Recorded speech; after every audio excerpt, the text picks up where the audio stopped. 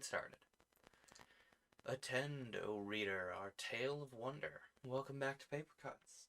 Once again, like some recent episodes, it should be that the podcast listener has experienced no gap in time, but the live listener has experienced a good little gap in time. I went on vacation to the Bay Area for New Year's, but let's finish off the book that we were reading before I took my little break, my little breather, A Crystal Age, and we'll dive right into chapter 15. During Yoletta's seclusion, my education was not allowed to suffer, her place as instructress having been taken by Edra. I was pleased with this arrangement, thinking to derive some benefit from it beyond what she might teach me, but very soon I was forced to abandon all hope of communicating with the imprisoned girl through her friend and jailer. Edra was very much disturbed at the suggestion, for I did venture to suggest it, though in a tentative, roundabout form, not feeling sure of my ground. Previous mistakes had made me cautious. Her manner was a sufficient warning, and I did not broach the subject a second time. One afternoon, however, I met with a great and unexpected consolation, though even this was mixed with some perplexing matters. One day, after looking long and earnestly into my face, my gentle teacher said to me, "Do you know that you're changed? All your gay spirits have left you, and you're pale and thin and sad. Why is this?" My face crimsoned at this very direct question, for I knew of that change in me, and went about in continual fear that others would presently notice it and draw their own conclusions. She continued looking at me, until, for very shame, I turned my face aside. For if I had confessed that the separation from Yoletta caused my dejection, she would know what that feeling meant, and I feared that any such premature declarations would be the ruin of my prospects. "I know the reason, though I ask you," she continued, placing a hand on my shoulder. "You're grieving for Yoletta. I saw it from the first. I shall tell her how pale and sad that you've grown, how different from what you were. But why do you turn your face from me?" I was perplexed, but her sympathy gave me courage, and it made me determined to give her my confidence. "If you know that I am grieving for Yoletta, can you not also guess why I hesitate and hide my face from you?" "But no, why is it? You love me also, though not with so great a love, but we do love each other, Smith. You can confide in me." I looked into her face now, straight into her transparent eyes, and it was plain to see that she had not yet guessed my meaning. "Dearest Edra, I love you as much as if one mother had given us birth, but I love Yoletta with a different love. Not as one loves a sister. She's more to me than anyone else in the world. So much is she that life without her would be a burden." "And do you not know what that means?" And then, remembering Yoletta's words on the hills, I added, "Do you not know of more than one kind of love?" So, for context, for those of you who maybe not remembering what's happening, because it's been a little bit, our main character confessed to Yoletta atop a hill full of these flowers that Yoletta loves that change color based on the elevation at which they grow, right? They're called rainbow tulips, I believe. And he confesses to her, he's like, "I need you to know how I feel about you." And turns out Yoletta does not comprehend the concept of romantic love. There's like this filial love, but there's no concept in her mind of a love beyond that, a higher love, so, as the book states, a romantic sense. What else? There was another detail. Oh yeah, Yoletta has been temporarily shunned, so she is essentially just living off in solitary confinement for a little while as a punishment, because there's a beautiful manuscript book that they read from every evening, right? And she tore one of the pages, and it came out that she had done it on purpose, but even worse was that she had lied that she had done it on purpose, and so she's in solitary for a while. Anyway, context over. "No," she answered, still gazing inquiringly into my face. But I know that your love for her so greatly exceeds all others that it's like a different feeling. I shall tell her, since it is sweet to be loved, and she'll be glad to know it." "And after you've told her, Edra, shall you make known her reply to me?" "No, Smith, it's an offense to suggest or even to think such a thing, however much you may love her, for she's not allowed to converse with anyone directly or through me. She told me that she saw you on the hills and that you tried to go to her, and it distressed her very much. But she will forgive you when I've told her how great your love is, that the desire to look on her face made you forget how wrong it is to approach her." How strange and incomprehensible it seemed that Edra had so misinterpreted my feeling. It seemed also to me that they all, from the father of the house downwards, were very blind indeed to set down so strong an emotion to mere brotherly affection. I had wished, yet feared, to remove the scales from their eyes, and now in an unguarded moment I had made the attempt, and my gentle confessor had failed to understand me. Nevertheless, I extracted some comfort from this conversation, for Yoletta would know how greatly my love exceeded that of her own kindred, and I hoped against hope that a responsive emotion would at least awaken in her own chest. When the last of these leaden-footed 30 days arrived, the day on which, according to my computation, Yoletta would recover liberty before the sun set, I rose early from the straw pallet where I had tossed all night, prevented from sleeping by the prospect of a reunion and the fever of impatience I was in. The cold river revived me, and when we were assembled in the breakfast room, I observed Edra watching me with a curious, questioning smile on her lips. I asked her the reason. "You're like a person suddenly recovered from sickness. Your eyes sparkle like sunshine on the water, and your cheeks that were so pallid yesterday burn redder than autumn leaves." And then, smiling, she added these precious words: "Yoletta will be glad to return to us more on your account than her own." After we'd broken our fast, I determined to go to the forest and spend the day there. For many days past I'd shirked woodcutting, but now it seemed impossible for me to settle down to any quiet, sedentary type of work. The consuming impatience and boundless energy I felt making me wish for some unusually violent task as would exhaust the body and perhaps give a rest to my mind. Taking my axe and the usual small basket of provisions for my noonday meal, I left the house, and on this morning I did not walk, but ran as if for a wager, taking long, flying leaps over bushes and streams that had never tempted me before. Arriving at the scene of action, I selected a large tree which had been marked out for felling, and for hours I hacked at it with an energy almost superhuman. And at last, before I'd felt any disposition to rest, the towering old giant, bowing its head and rustling its sere foliage as if in eternal farewell to the skies, came with a mighty crash to the earth. Scarcely was it fallen before I felt that I had labored too long and too violently. The dry, fresh breeze stung my burning cheeks like needles of ice. My knees trembled underneath me, and the whole world seemed to spin round. Then, casting myself upon a bed of chips and withered leaves, I lay gasping for breath, with only enough life left in me to wonder whether I had fainted or not. Recovered at length from this exhausted condition, I sat up and rejoiced to observe that half of that last miserable day, had already flown. Then the thoughts of the approaching evening and all the happiness it would bring inspired me with fresh zeal and strength, and starting to my feet, taking no thought of my food, I picked up the axe and made a fresh onslaught on the fallen tree. I had already accomplished more than a day's work, but the fever in my blood and my brain urged me on to the arduous task of lopping off the huge branches, and my exertions did not cease until once more the world with everything on it began revolving like a whirligig, compelling me to desist and take a still longer rest. And sitting there, I only thought of Yoletta. How would she look after that long seclusion? Pale and sad too, perhaps, and her sweet, soulful eyes. Oh, would I now see in them that new light which I had watched and waited for so long?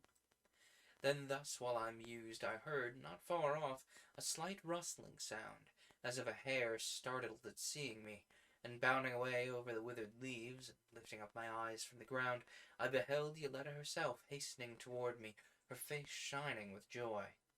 I sprang forward to meet her, and in another moment she was locked in my arms. That one moment of unspeakable happiness seemed to outweigh 100 times all the misery I'd endured. Oh, my sweet darling, at last, my pain is ended, I murmured while pressing her again and again to my heart and kissing that dear face which looked now so much thinner than when I'd last seen it. She bent back her head like Genevieve in the ballad to look me in the face, her eyes filled with tears, crystalline happy drops which dimmed not their brightness. But her face was pale with a pensive pallor like that of the Gloria de Dijon rose. Only now excitement had suffused her cheeks with tints of that same rose, that red so unlike the bloom on other faces in vanished days, so tender and delicate and precious above all tints in nature. The Gloria de Dijon is a sculpture, by the way. When I had first taken a shot at this and then ran out of spoons, we discussed a great deal about that sculpture. But long story short, it's a sculpture, and you can dig a little farther on your own. I'll leave a link in the show notes to what we found out last time. I know how you were grieving for me, that you were so pale and dejected. Oh, how strange you should love me so much. Strange, darling, that word again. It is the one sweetness and joy of life. And are you not glad to be loved? I wouldn't say one, perhaps the greatest, but that's my take. Oh, I cannot tell you how glad, but am I not here in your arms to show it? When I heard that you had gone to the wood, I did not wait, but ran here as fast as I could. Do you remember how that evening on the hill, when you vexed me with your questions and I could not understand your words? Now, when I love you so much more, I can understand them better. Tell me, have I not done as you wished and given myself to you, body and soul? How these 30 days have changed you. Oh, Smith, do you love me so much? I love you so much, dear, that if you were to die, there'd be no more pleasures in life for me. I should prefer to lie near you underground. All day long I'm thinking of you, and when I sleep you are in all-ray dreams. She continued gazing into my face, those happy tears still shining in her eyes, listening to my words, but alas, on that sweet, beautiful face so full of changeful expression, there was not an expression I sought, and no sign of that maidenly shame which gave to Genevieve in the ballad such an exquisite grace in her lover's eyes. I also had dreams of you. They came to me after Edra told me how pale and sad you'd grown. Tell me one of your dreams, darling. I dreamed that I was lying awake on my bed with the moon shining on me. I was cold and crying bitterly because I'd been left so long alone. All at once I saw you standing at my side in the moonlight. Poor Yoletta, you said, your tears have chilled you like winter rain. Then you kissed them dry, and when you'd put your arms about me, I drew your face against my bosom and rested, warm and happy in your love. Oh, how her delicious words maddened me. Even my tongue and lips suddenly became dry as ashes with the fever in me, and could only whisper huskily when I strove to answer. I released her from my arms and sat down on the fallen tree. All my blissful raptures turned into a great despondence. Would it always be thus? Would she continue to embrace me and speak words that simulated passion, while no such feeling touched her heart? Such a state of things could not endure, and my passion, mocked and baffled again and again, would rend me to pieces and hurl me on to madness and self-destruction. For how many men had been driven by love to such an end, and the women they had worshipped and miserably died for, compared with Yoletta, were like creatures of clay compared with one of the immortals. And was she not a being of a higher order than myself? It was folly to think otherwise. But how had mortals always fared when they aspired to mate with celestials? I tried then to remember something bearing on this important point, but my mind was becoming strangely confused. I closed my eyes to think, and presently, opening them again, saw Yoletta kneeling before me, gazing up into my face with an alarmed expression. What's the matter, Smith? You seem ill. And then, laying her fresh palm on my forehead, added, Your head burns like fire. No wonder I'm worrying my brains, try to remember all about them.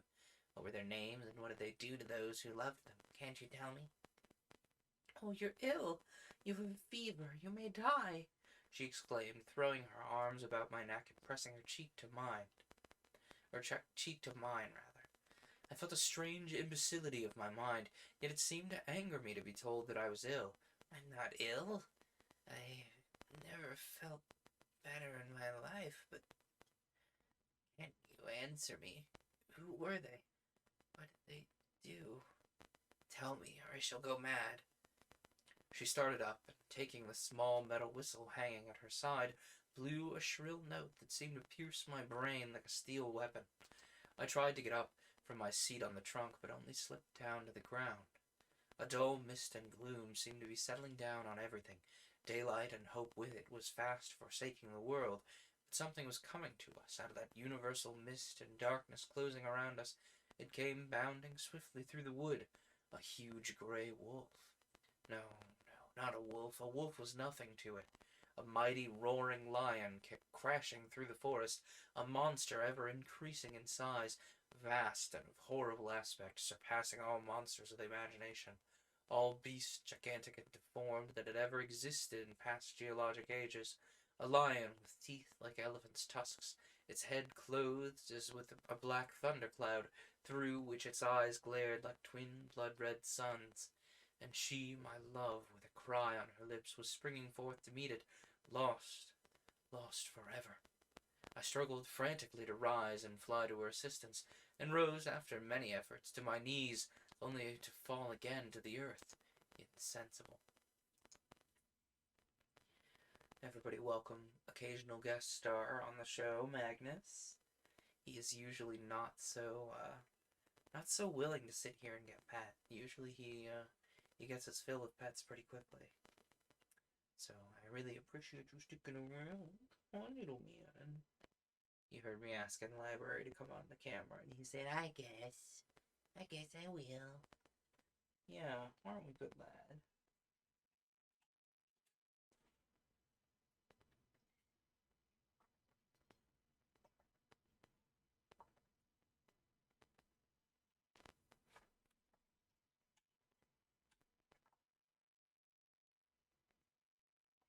Let us dive into chapter 16.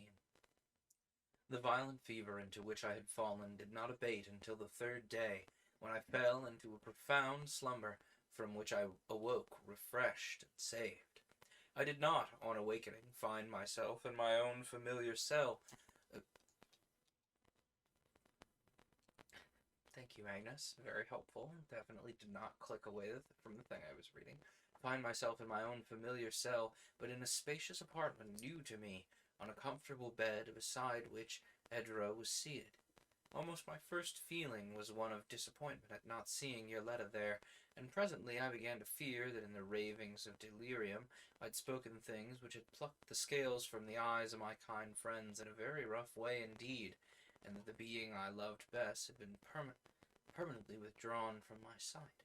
It was a blessed relief when Edra, in answer to the questions I had put with some heart quakings to her, informed me that I'd talked a great deal in my fever, but unintelligibly, continually asking questions about Venus, Diana, Juno, and many other persons whose names had never before been heard in the house. How fortunate that my crazed brain had thus continued vexing itself with this idle question. She also told me that Yoletta had watched day and night at my side, that at last, when the fever left me and I had fallen into that cooling slumber, she too, with her hand on mine, had dropped her head on the pillow and fallen asleep. And then, without waking her, they had carried her away to her own room, and Edra had taken her place by my side. Have you nothing more to ask? She said at length, with an accent of surprise. No, nothing more. What you've told me has made me very happy. What more can I wish to know? But there is more to tell you, Smith. We know now that your illness is the result of your own imprudence, and as soon as you're well enough to leave your room and bear it, you must suffer the punishment. What? Punished for being ill? I exclaimed, sitting bolt upright in my bed. What do you mean, Edra? I've never heard such outrageous nonsense in my life. She was disturbed at this outburst, quietly and gravely repeated that I must certainly be punished for my illness. And welcome, Raider O'Houlihan. Glad to have you here. Remembering what their punishments were, I had the prospect of a second long separation from Yoletta, and the thought of such excessive severity, or rather of such cruel injustice, made me wild. By heaven, I shall not submit to it. Punished for being ill. Who ever heard of such a thing? I suppose that by and by it'll be discovered that the bridge of my nose is not quite straight, or I can't see round the corner, and that'll be set down as a crime to be expiated in solitary confinement on a bread and water diet. No, you shall not punish me. Rather than give in to such tyranny, I'll walk off and leave the house forever. She regarded me with an expression almost approaching to horror on her gentle face, and for some moments I made no reply. Then I remembered that if I carried out such an insane threat, I should indeed lose Yoletta, and the very thought of such a loss was more than I could endure. And for a moment I almost hated the love that had made me so helpless and so miserable, so powerless to oppose their stupid and barbarous practices. It would have been sweet to have then felt free to fling them a curse and go away, shaking the dust of their house from my shoes, supposing that any dust had adhered to them. Then Edra began to speak again, and gravely and sorrowfully, but without a touch of austerity in her tone or manner, censured me for making use of such irrational language, and for allowing bitter, resentful thoughts to enter my heart. But the despondence and sullen rage into which I had been thrown made me proof even against the medicine of an admonition imparted so gently, and turning my face away, I was stubbornly refusing to make any replies. For a while she was silent, but I misjudged her when I imagined that she would leave me now, offended to my own reflections.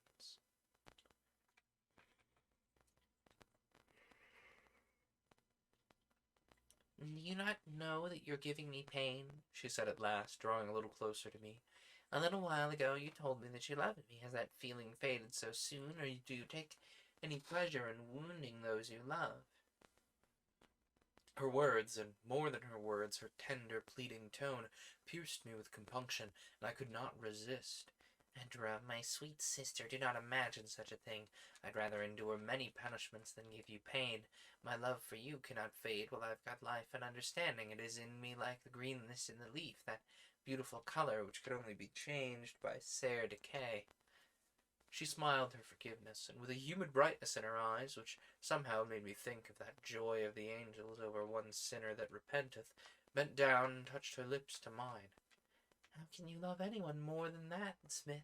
Yet you say that your love for Yoletta exceeds all others. Yes, dear, exceeds all others, as the light of the sun exceeds that of the moon and the stars. Can you not understand that? Has no man ever loved you with a love like that, my sister? She shook her head and sighed. She didn't understand my meaning now. Had not my words brought back some sweet and sorrowful memory? With her hands folded idly on her lap, and her face half averted, she sat, gazing at nothing.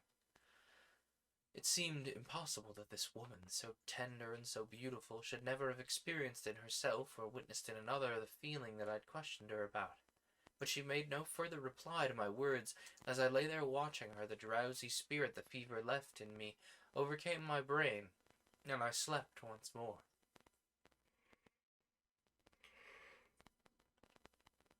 For several days, which brought me so little strength that I was not permitted to leave the sick room, I heard nothing further about my punishment, for I purposely refrained from asking any questions, and no person appeared inclined to bring forward so disagreeable a subject.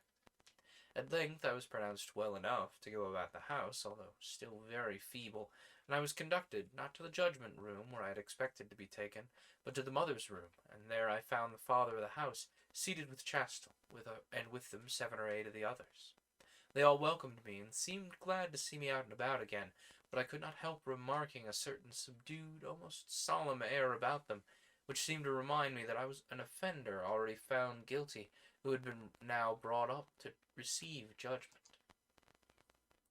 "My son," said the father, addressing me in a calm, judicial tone, at once putting my remaining hopes to flight, "it is a consolation to us to know that your offense is of such a nature that it cannot diminish our esteem for you, or loosen the bonds of affection which unite you to us. You are still feeble, and perhaps a little confused in mind concerning the events of the last few days. I do not therefore press you to give an account of them, but simply state your offense, and if I am mistaken in any particular, you shall correct me. The great love you have for your letter," he continued, and at this I started and blushed painfully, but the succeeding words served to show that I had only too little cause for alarm. "The great love you have for your letter caused you much suffering during her 30 days' seclusion from us, so that you lost all enjoyment of life, and eating little and being in continual dejection, your strength was much diminished. On the last day you were so much excited at the prospect of reunion with her that you went to your task in the woods almost fasting, and probably after spending a restless night. Tell me if this is not so." I did not sleep that night, I replied somewhat huskily. "Unrefreshed by sleep and with lessened strength, you went to the woods, and in order to allay that excitement in your mind, you labored with such energy by noon that you'd accomplished a task which, in another calmer condition of mind and body, would have occupied you more than one day. In thus acting, you had already been guilty of a serious offense against yourself, but even then you might have escaped the consequences if, after finishing your work, you had rested and refreshed yourself with food and drink. This, however, you neglected to do, for when you'd fallen insensible to the earth, and Yoletta had called the dog and sent it to the house to summon assistance, the food you had taken with you was thus found untasted in the basket. Your life was placed in great peril, and although it is good to lay life down when it has become a burden to ourselves and others, being darkened by that failure of power from which there is no recovery, we wantonly or ceaselessly to endanger it in the flower of its strength or beauty is a great folly and a great offence. Consider how deep our grief would have been, especially the grief of Yoletta, if this culpable disregard of your own safety and well-being had ended fatally as it came so near. It is therefore just and righteous that an offence of such a nature should be recompensed, but it is a light offence, not like one committed against the house or even against another person. We also remember the occasion of it, since it was no unworthy motive, but exceeding love that clouded your judgment, and therefore, taking all these things into account, it was my intention to put you away from us for the space of 13 days. Here he paused, as if expecting me to make some reply. He had reproved me so gently, even approving of the emotions that led me to my actions. I was still entirely in the dark as to its meaning, which had caused my illness, that I was made to feel very submissive and even grateful to him. It's only just that I should suffer for my fault, and you have tempered justice with more mercy than I deserve. "You speak with the wisdom of a chastened spirit, my son, and your words gladdened me all the more for knowing that you were filled with surprise and resentment when told that your offense was one deserving punishment. Now, my son, I have to tell you that you will not be separated from us, for the mother of the house has willed that your offense shall be pardoned." I looked in surprise at Chastel, for this was very unexpected. She was gazing at my face with the light of a strange tenderness in her eyes, never seen there before. She extended her hand, and kneeling before her, I took it in mine and raised it to my lips, and tried, with poor success, to speak my thanks for this rare and beautiful act of mercy. Then the others surrounded me to express their congratulations, the men pressing my hands, but not so the women, for they all freely kissed me. But when Yoletta, coming last, put her white arms about my neck and pressed her lips to mine, the ecstasy I felt was so greatly overbalanced by the pain of my position and the thought, now almost a conviction, that I was powerless to enlighten them with regard to the nature of the love I felt for her, that I almost shrank from her dear embrace.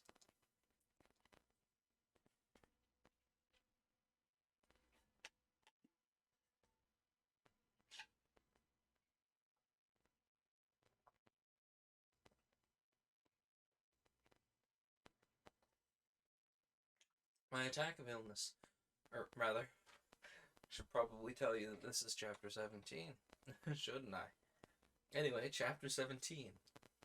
My attack of illness, although sharp, had passed off so quickly that I confidently looked to complete restoration to my former vigorous state of health in a very short time. Nevertheless, many days went by, and I failed to recover my strength, but remained pretty much in that condition of body in which I had quitted the sick room.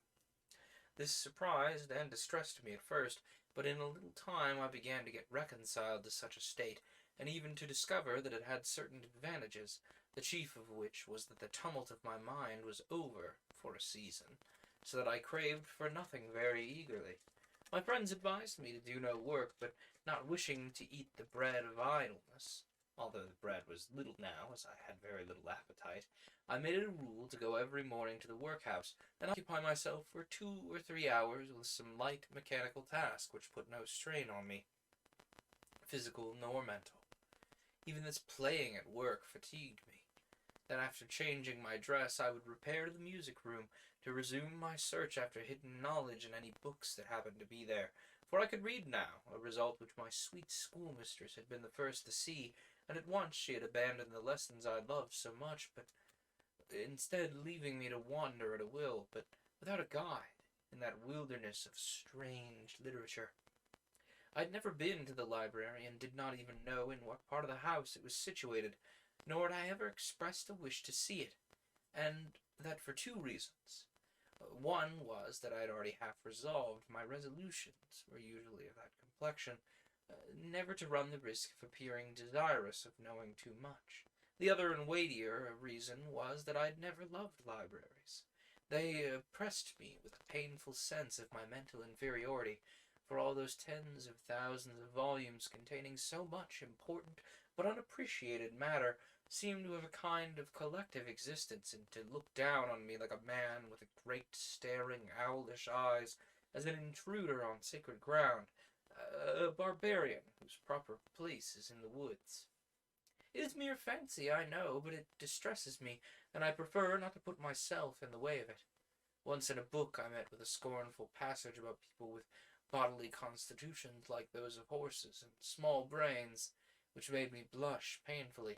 But in the very next passage the writer makes amends, saying that a man ought to think himself well off if, in the lottery of life, he draws the prize of a healthy stomach without a mind, that it's better than a fine intellect with a crazed stomach. I had drawn the healthy stomach, liver, and lungs, and heart to match, and had never felt dissatisfied with my prize. Now, however, it seemed expedient that I should give some hours each day to reading, for so far my conversations and close intimacy with the people of the house had not dissipated the cloud of mystery in which their customs were hid, and by customs here I refer to those relating to courtship and matrimony only, for that was to me the main thing. The books I read or dipped into were highly interesting, especially the odd volumes I looked at belonging to that long series on the houses of the world, for these abounded in marvelous and entertaining matter. There were also histories of the house, and works on arts, agriculture, and various other subjects, but they were not what I wanted. After 3 or 4 hours spent in these fruitless researches, I would proceed to the mother's room, where I was now permitted to enter freely every afternoon, and when there, to remain as long as I wished. It was so pleasant that I soon dropped into the custom of remaining until supper time compelled me to leave it, Chastel invariably treating me now with a loving tenderness of manner which seemed strange when I recalled the extremely unfavorable impression that I had made at our first interview. It was never my nature to be indolent or to love a quiet, dreamy existence. On the contrary, my fault had lain in the opposite direction, unlimited muscular exercise being as necessary to my well-being as fresh air and good food, and the rougher the exercise, the better I liked it. But now, in this novel condition of languor, I experienced a wonderful restfulness both of body and mind, and in the mother's room, resting as if some weariness of labor still clung to me, breathing and steeped in that fragrant, summer-like atmosphere, I had long intervals of perfect inactivity and silence, while I sat or reclined, not thinking, but in a reverie, while many dreams of pleasures to come drifted in a vague, vaporous manner through my brain. The very character of the room, its delicate richness, the exquisitely harmonious disposition of colors and objects, and the illusions of nature produced on the mind, seemed to lend itself to this unaccustomed mood, and to confirm me in it. The first impression produced was one of brightness. Coming to it by way of the long, dim sculpture gallery was like passing out into the open air, and this effect was partly due to the white and crystal surfaces and the brilliancy of the colors where any color appeared. It was spacious and lofty, and the central arched or domed portion of the roof, which was of a light turquoise blue, rested on graceful columns of polished crystal. The doors were of amber-colored glass set in agate frames, but the windows, 8 in number, formed the principal attraction. On the glass, hill and mountain scenery was depicted, the summits in some of them appearing beyond wide, barren plains, whitened with the noonday splendor and heat of midsummer untempered by a cloud, the soaring peaks showing a pearly luster which seemed to remove them to an infinite distance. To look out, as it were, from the imitation shade of such an arbor or pavilion over those far-off sunlit expanses, where the light never appeared to dance and quiver as one gazed, was a never-failing delight. Such was its effect on me, combined with that of the mother's new tender graciousness, resulting that I knew not whether from compassion or affection that I could have wished to remain a permanent invalid in her room. Another cause of the mild kind of happiness I now experienced was the consciousness of a change in my own mental disposition, which made me less of an alien in the house. For I was now able, I imagine, to appreciate the beautiful character of my friends, their crystal purity of heart, and the religion they professed. Far back in the old days I had heard, first and last, a great deal about sweetness and light and Philistines, and not quite knowing what this grand question was all about, hearing from some of my friends that I was without the qualities they valued most, I thereafter proclaimed myself a Philistine, and was satisfied to have the controversy ended in that way, so far as it concerned me personally.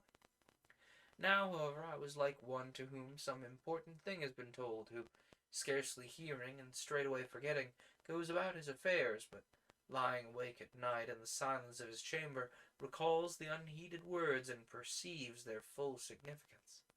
My sojourn with these people, angelic women and mild-eyed men with downy unrazored lips, so mild in manner, yet in their arts laying broad bases for eternity, above all the invalid hours spent daily in the mother's room, had taught me how unlovely a creature I'd been. It would not have been strange, indeed, if in such an atmosphere I had not absorbed a little sweetness and light into my own system. In this sweet refuge, this slumberous valley where I had been cast up by that swift black current that had borne me to an immeasurable distance on its bosom, and with such a change going on within me, I sometimes thought that a little more and I would touch that serene, enduring bliss which seemed to be the normal condition of my fellow inmates. My passion for Yoletta now burned with a gentle flame, which did not consume, but only imparted an agreeable sense of warmth to the system. When she was there, sitting with me at her mother's feet, sometimes so near that her dark shining hair brushed against my cheek, and her fragrant breath came on my face, and when she caressed my hand and gazed full at me with those dear eyes that had no shadow of regret or anxiety in them, but only unfathomable love, I could imagine that our union was already complete, and that she was altogether and eternally mine. I knew that this could not continue. Sometimes I could not prevent my thoughts from flying away from the present. Then suddenly the complexion of my dream would change, darkening like a fair landscape when a cloud obscures the sun. Not forever would the demon of passion slumber and dream in my breast. With recovered strength it would wake again, and ever increasing in power, ever baffled of its desire, would raise once more that black tempest of the past to overwhelm me. Other darker visions followed. I would see myself as in a magic glass, lying with upturned, ghastly face, with many people about me, hurrying to and fro, wringing their hands and weeping aloud with grief, shuddering at the abhorred sight of blood on their sacred, shining floors, or, worse still, I saw myself shivering in sordid rags and gaunt with long-lasting famine, a fugitive in some wintry, desolate land far from all human companionship, the very image of Yoletta scorched by madness to formless ashes in my brain. And for all sensations, feelings, memories, thoughts, nothing left to me but a distorted likeness of the visible world, and a terrible unrest urging me, as with a whip of scorpions, ever and on, and on and on, to ford yet another icy black torrent, and tear myself, bleeding, through yet another thorny thicket, and climb the ramparts of yet other gigantic barren hills. But these moments of terrible depression, new to my life, were infrequent, and seldom lasted long. Chastel was my good angel. A word, a touch from her hand, and the ugly spirits would vanish. She appeared to possess a mysterious faculty, perhaps only the keen insight and sympathy of a highly spiritualized nature, which informed her of much that was passing in my heart. If a shadow came there when she had no wish or strength to converse, she would make me draw close to her seat and rest her hand on mine, and the shadow would pass from me. I could not help reflecting often and wonderingly at this great change in her manner toward me. Her eyes dwelt lovingly on me in her keenest suffering, and the unfortunate blundering expressions I frequently let fall seemed equally powerless to wring one harsh or impatient word from her. I was not now only one among her children, privileged to come and sit at her feet, to have with them a share in her impartial affection. And remembering that I was a stranger in the house, and compared but poorly with the others, the undisguised preference she showed for me, and the wish to have me almost constantly with her, seemed a great mystery. One afternoon, as I sat alone with her, she made the remark that my reading lessons had ceased. Oh, yes, I can read perfectly well now. May I read to you from this book? Saying which, I put my hand toward a volume lying on the couch at her side. It differed from the other books I'd seen in its smaller size and blue binding. No, not in this book, she said with a shade of annoyance in her voice, putting out her hand to prevent my taking it. Have I made another mistake? I asked, withdrawing my hand. I'm very ignorant. Yes, poor boy, you are very ignorant, she returned, placing her hand on my forehead. You must know that this is a mother's book, and only a mother may read in it. I'm afraid it'll be a long time before I cease to offend you with such mistakes. There's no occasion to say that, for you've not offended me, only you make me feel sorry. Every day when you're with me I try to teach you something, to smooth the path for you. But you must remember, my son, that others cannot feel towards you as I do, and may come to pass that they will sometimes be offended with you, because their love is less than mine. But why do you care so much for me? I asked, emboldened by her words. Once I thought that only you of all in the house would never love me. What's changed your feelings toward me? I know they've changed. She looked at me, smiling a little sadly, but did not reply. I think I should be happier for knowing, I resumed, caressing her hand. Will you not tell me? There was a strange trouble on her face as her eyes glanced away and then returned to mine again, while her lips quivered as if with unspoken words. Then she answered, No, I cannot tell you now. It would make you happy, perhaps, but the proper time has not yet arrived. You must be patient and learn, for you have much to learn. It's my desire that you should know all those things concerning the family of which you are ignorant, and when I say all, not only those suitable to one in your present condition as a son of the house, but also those higher matters which belong to the heads of the house, to the father and mother. Then, casting away all caution, I answered, It's precisely a knowledge of those greater matters concerning the family of which I've been hungering ever after I came into the house. I know it. This hunger you speak of was partly the cause of your fever, and it is in you, keeping you feverish and feeble still. But for this, instead of being a prisoner here, you would now be abroad, feeling the wind and sun on your face. And if you know that, why do you not now impart the knowledge that can make me whole? For surely all those lesser matters, those things suitable for one in my condition to know, can be learned afterwards in due time, for they are not of pressing importance, but the other is to me a matter of life and death if I only knew it. I know everything, she returned quickly, but a cloud had come over her face at my concluding words, and a startled look came into her eyes. "Life and death? Do you know what you're saying?" she exclaimed, fixing her eyes on me with such intense earnestness in them that mine fell abashed before their gaze. Then after a while she drew my head down against her knees and spoke with a strange tenderness. "Do you then find it so hard to exercise a little patience, my son, that you do not acquiesce in what I say to you and fear to trust your future in my hands? My time is short for all that I have to do, yet I must also be patient and wait, although it is for me the hardest. For now your coming, which I did not regard at first, seeing in you only a pilgrim like others, one who through accidents of travel has been cast away and left homeless in the world till we found and gave you shelter, now it's brought something new into my life, and if this fresh hope, which is only an old, perished hope born again, ever finds fulfillment, then death will lose much of its bitterness. But there are difficulties in the way which only time and the energy of a soul that centers all its faculties in one desire, one enterprise can overcome. And the chief difficulty, I find, is in yourself, in that strange, untoward disposition so often revealed in your conversation. Ragged World is rating with a party of an amount. 11! Ragged World coming in with the absolutely massive raid. Really appreciate it. The fifth dimension is cracked open, and the raiders of the Ragged World descend upon me. Oh no! Not the raiders of the Ragged World! Ah! I'm being raided!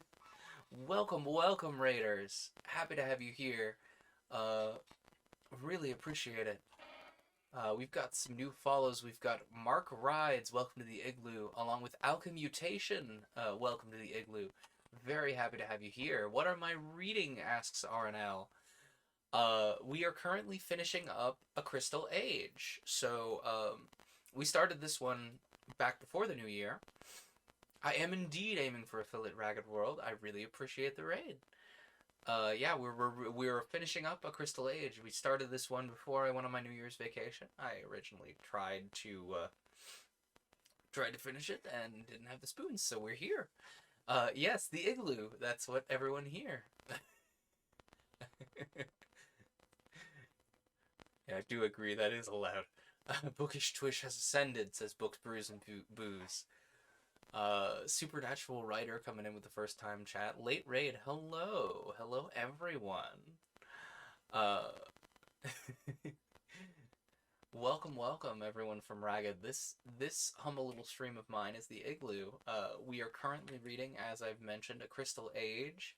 We're finishing this one up. I do this reading stream at about 8 Central Time on Fridays, just like this. Stat boosting powers activate. Correct, Gariki. Read on Friday nights, and we play a game on Tuesday nights. We're currently playing Control, which has been really fun. I'm really looking forward to next Tuesday for it.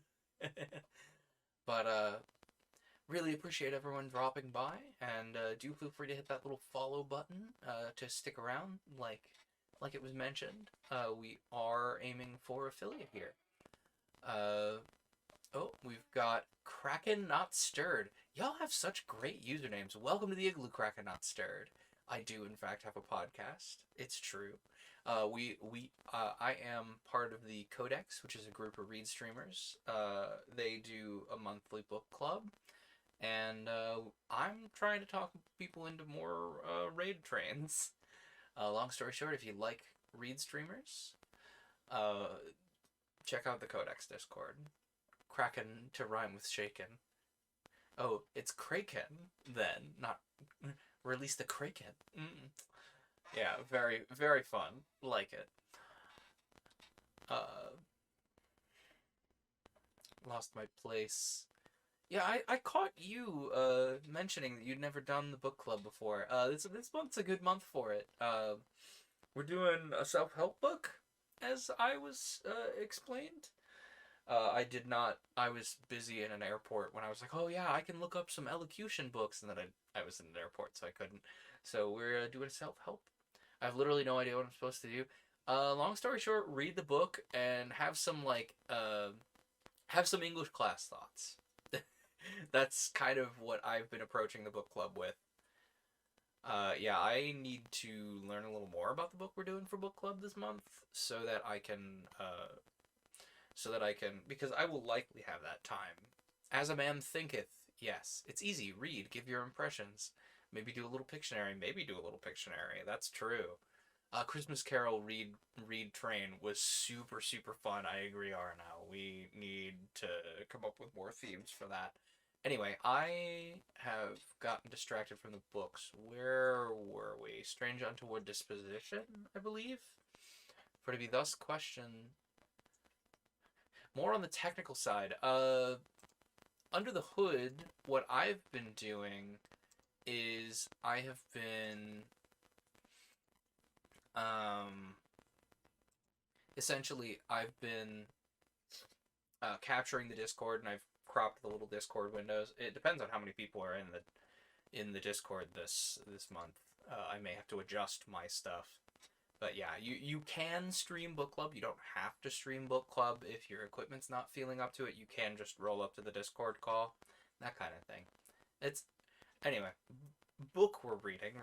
Remember that a couple minutes ago when we were reading a book? Yeah, in that strange, untoward disposition so often revealed in your conversation, but which you've shown even now. For to be thus questioned and pressed, and to have my judgment doubted, would have greatly offended me in another. Remember this, and do not abuse the privilege you enjoy. Remember that you must greatly change before I can share with you the secrets of my heart that concern you. And bear in mind, my son, that I am not rebuking you for a want of knowledge, for I know that many deficiencies that you contain are not blameworthy. I know, for instance, that nature has denied to you that melodious and flexible voice in which it is our custom every day to render homage to the Father, to express all the sacred feelings of our hearts, all our love for each other, the joy we have in life, and even our griefs and sorrows. For grief is like a dark, oppressive cloud, until from lip and hand it breaks in the rain of melody, and we are lightened, so that even the things that are painful give life to a new and chastened glory. What a line! For grief is like a dark, oppressive cloud, until from lip and hand it breaks in the rain of melody, and we are lightened, so that even the things that are painful give to life a new and chastened glory. Do we have a quotes command? If we have a quotes command, could someone save that? I think we have a quotes command? Who knows? Either way, I'm gonna highlight this. Can I do that? I can. What's this do? Look up highlighted section.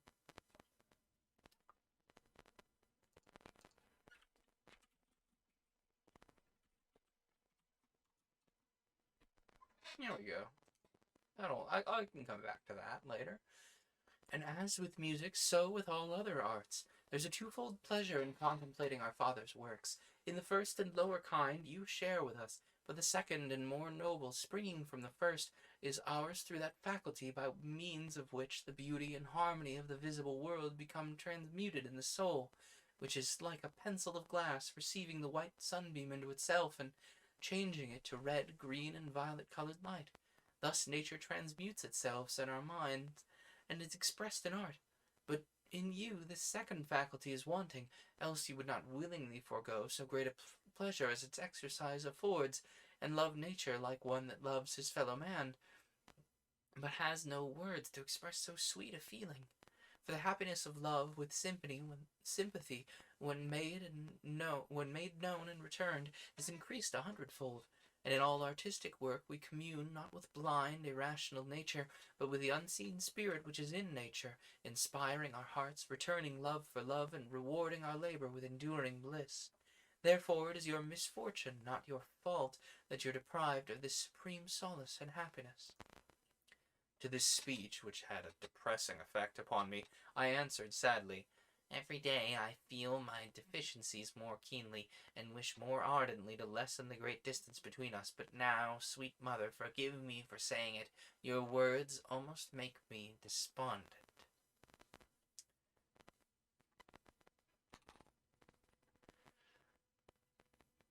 And yet, my son, I have spoken only to encourage you. I know your limitations, and expect nothing beyond your power. nor do your errors greatly trouble me, believing as I do that in time you'll be able to dismiss them from your mind. But the temper of your mind must be changed to be worthy of the happiness I designed for you. Patience must chasten that reckless spirit in you.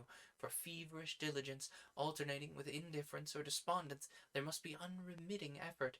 And for that unsteady flame of hope which burns so brightly in the morning and in the evening sings so low, there must be a bright, unwavering, and rational hope. It would be strange indeed if after this you were cast down, and lest you forget anything, I will say again that only by giving you enduring happiness and the desire of your heart can my one hope be fulfilled. Consider how much I say to you in these words. It saddens me to think that so much was necessary. And do not think hardly of me, my son, for wishing to keep you a little longer in this prison with me. For in a little while your weakness will pass away like a morning cloud. But for me there shall come no change, since I must remain day and night here with the shadow of death. And when I am taken forth, and the sunshine falls once more on my face, I shall not feel it, I shall not see it, and I shall lie forgotten while you are in the midst of your happy years. Her words smote on my heart with a keen pain of compassion. Do not say that you'll be forgotten, I exclaimed passionately, for you should be taken away. Should you be taken away, I shall still love and worship your memory as I worship you now when you're alive. She caressed my hand, but did not speak, and when I looked up, her worn face had dropped onto the pillow, and her eyes were closed. I am tired, she murmured. Stay with me a little longer, but leave me if I do sleep. And in a little while she slept. The light was on her face, resting on the purple pillow, and with the soulful eyes closed, and the lips that had no red color of life in them also closed and motionless, it was like a face carved in ivory of one who had suffered like a sart in the house, and perished long generations ago. And in the abundant, dark, lusterless hair that framed it looked dead too, and the color of wrought iron.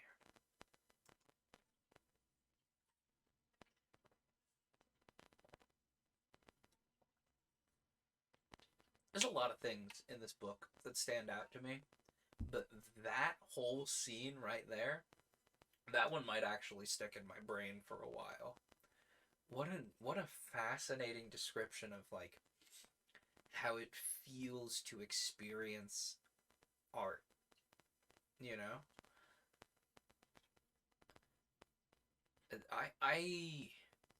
I may have some English class thoughts about this, some English class style thoughts about this. We'll see.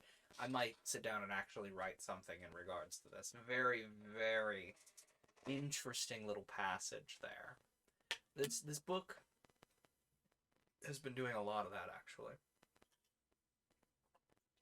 Where it's done something, you know, it's carrying on for a bit, and then I'm like, okay, yeah, we're telling the story, the guy's a fish out of water, and then just all of a sudden it's like, hey, check this thought out. And I'm like, that's a wild thought, thank you. Anyway, let's dive into chapter 18. Chastel's words sank deep in my heart, deeper than words had ever sunk before into that somewhat unpromising soil, and although she had purposely left me in the dark with regard to many important matters, I now resolved to win her esteem and bind her yet more closely to me by correcting those faults in my character that she'd pointed out with so much tenderness. Alas, the very next day was destined to bring me a sore trouble. On entering the breakfast room, I became aware that a shadow had fallen on the house. Among his silent people, the father sat with a gray, haggard face and troubled eyes. Then Yoletta entered, her sweet face looking paler than when I'd first seen it after her long punishment, while under her heavy, drooping eyelids her skin was stained with that mournful purple which tells of a long vigil and a heart oppressed with anxiety. I heard with profound concern that Chastel's malady had suddenly become aggravated, that she had passed the night in the greatest suffering. What would become of me and all those bright dreams of happiness if she were to die, was my first idea. But at the same time I had the grace to feel ashamed of that selfish thought. Nevertheless, I could not shake off the gloom it produced in me, and, too distressed in mind to work or read, I repaired to the mother's room, to be as near as possible to the sufferer on whose recovery so much now depended. How lonely and desolate it seemed there now that she was absent. Those mountain landscapes, glowing with the white radiance of mimic sunshine, still made perpetual summer, yet there seemed to be a wintry chill and a death-like atmosphere which struck to the heart and made me shiver with cold. The day dragged slowly to its close, and no rest came to the sufferer, nor sign of improvement to relieve our anxiety. Until past midnight I remained at my post, then retired for 3 or 4 miserable, anxious hours, only to return once more when it was scarcely light. Chastel's condition was still unchanged, or if there had been any change, it was for the worst, for she had not slept. Again I remained, a prey to desponding thoughts, all day in the room, but towards evening Yoletta came to take me to her mother. The summons so terrified me that for some moments I sat trembling and unable to articulate a word, for I could not but think that Chastel's end was approaching. Yoletta, however, divining the cause of my agitation, explained that her mother could not sleep for torturing pains in her head, and wished me to place my hand on her forehead to try whether that would cause any relief. This seemed to me a not very promising remedy, but she told me that on former occasions they had often succeeded in procuring her ease by placing a hand on her forehead, and that having failed now, Chastel had desired them to call me to her to try my hand.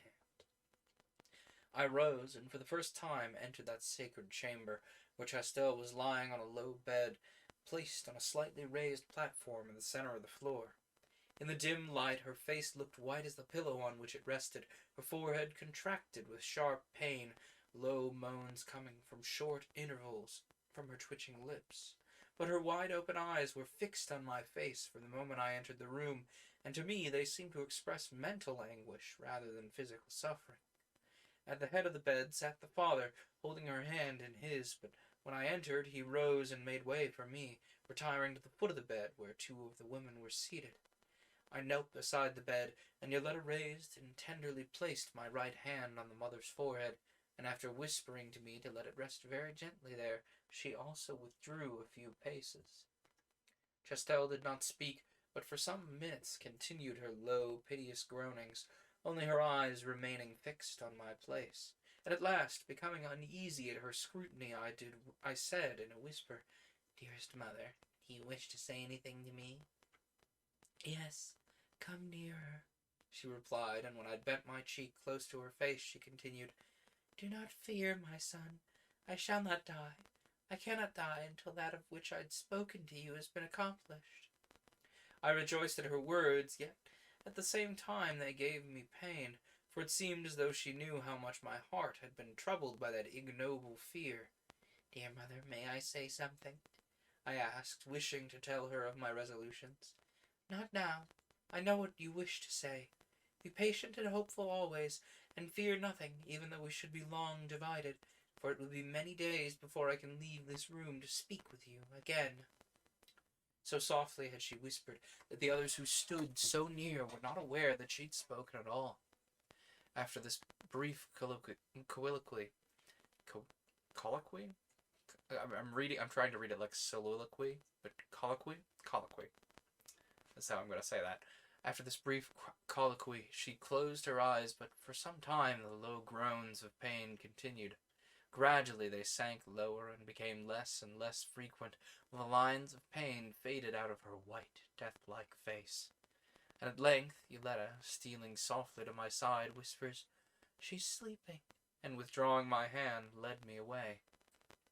When we were again in the mother's room, she threw her arms about my neck and burst into a tempest of tears. "Dearest Yoletta, be comforted," I said, pressing her to my chest. "She will not die." "Oh, Smith, how do you know?" she returned quickly, looking up with her eyes still shining with large drops. Then of Chastel's whispered words to me, I repeated those 4, "I shall not die," but nothing more. They were, however, a great relief to her, and her sweet, sorrowful face brightened like a drooping flower after rain.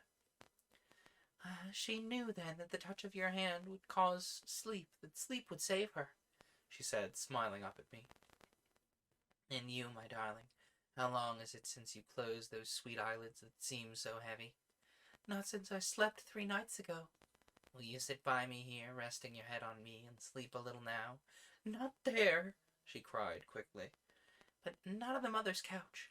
But if you will sit here, it'll be pleasant if I can sleep for a little while, resting on you. I placed myself on the low seat she led me to, and then, when she'd coiled herself up on the cushions, with her arms still round my neck and her head resting on my bosom, she breathed a long, happy sigh, and dropped like a tired child to sleep. How perfect my happiness would have been then, with Yoletta in my arms, clasping her weary little ministering hands in mine, and tenderly kissing her dark, shining hair, but for the fear that some person might come there to notice and disturb me. And pretty soon I was startled to see the father himself coming from Chastel's chamber to us. Catching sight of me, he paused, smiling, then advanced and deliberately sat down by my side. This one is sleeping also, he said cheerfully, touching the girl's hair with his hand. But you need not fear, Smith. I think we shall be able to talk very well without waking her. I'd feared something quite different, if only he'd known it, and felt considerably relieved by his words. Nevertheless, I was not overly pleased at the prospect of a conversation just then, and should have preferred being left alone with my precious burden. My son, he continued, placing a hand on my shoulder, I sometimes recall, not without a smile, the effect your first appearance had produced on us, when we were startled at your somewhat grotesque pilgrim costume. Your attempts at singing and ignorance of art generally also impressed me unfavorably, and gave me some concern when I thought about the future. That is, your future, for it seemed to me that you had but slender foundations whereupon to build a happy life. These doubts, however, no longer trouble me, for on several occasions you've shown us that you possess abundantly that richest of all gifts and safest guide to happiness, this gift for deep affection. To this spirits of love in you, the summer of the heart which causes it to blossom with beautiful thought and deed, I attribute your success just now, when the contact of your hand produced the long-desired, refreshing slumber so necessary to the mother at this stage of her malady. I know that this is a mysterious thing, and it is commonly said that in such cases relief is caused by an emanation from the brain through the fingers. Doubtless this is so, and I also choose to believe that only a powerful spirit of love in the heart can rightly direct this subtle energy, that where such a spirit is absent, this desired effect cannot be produced.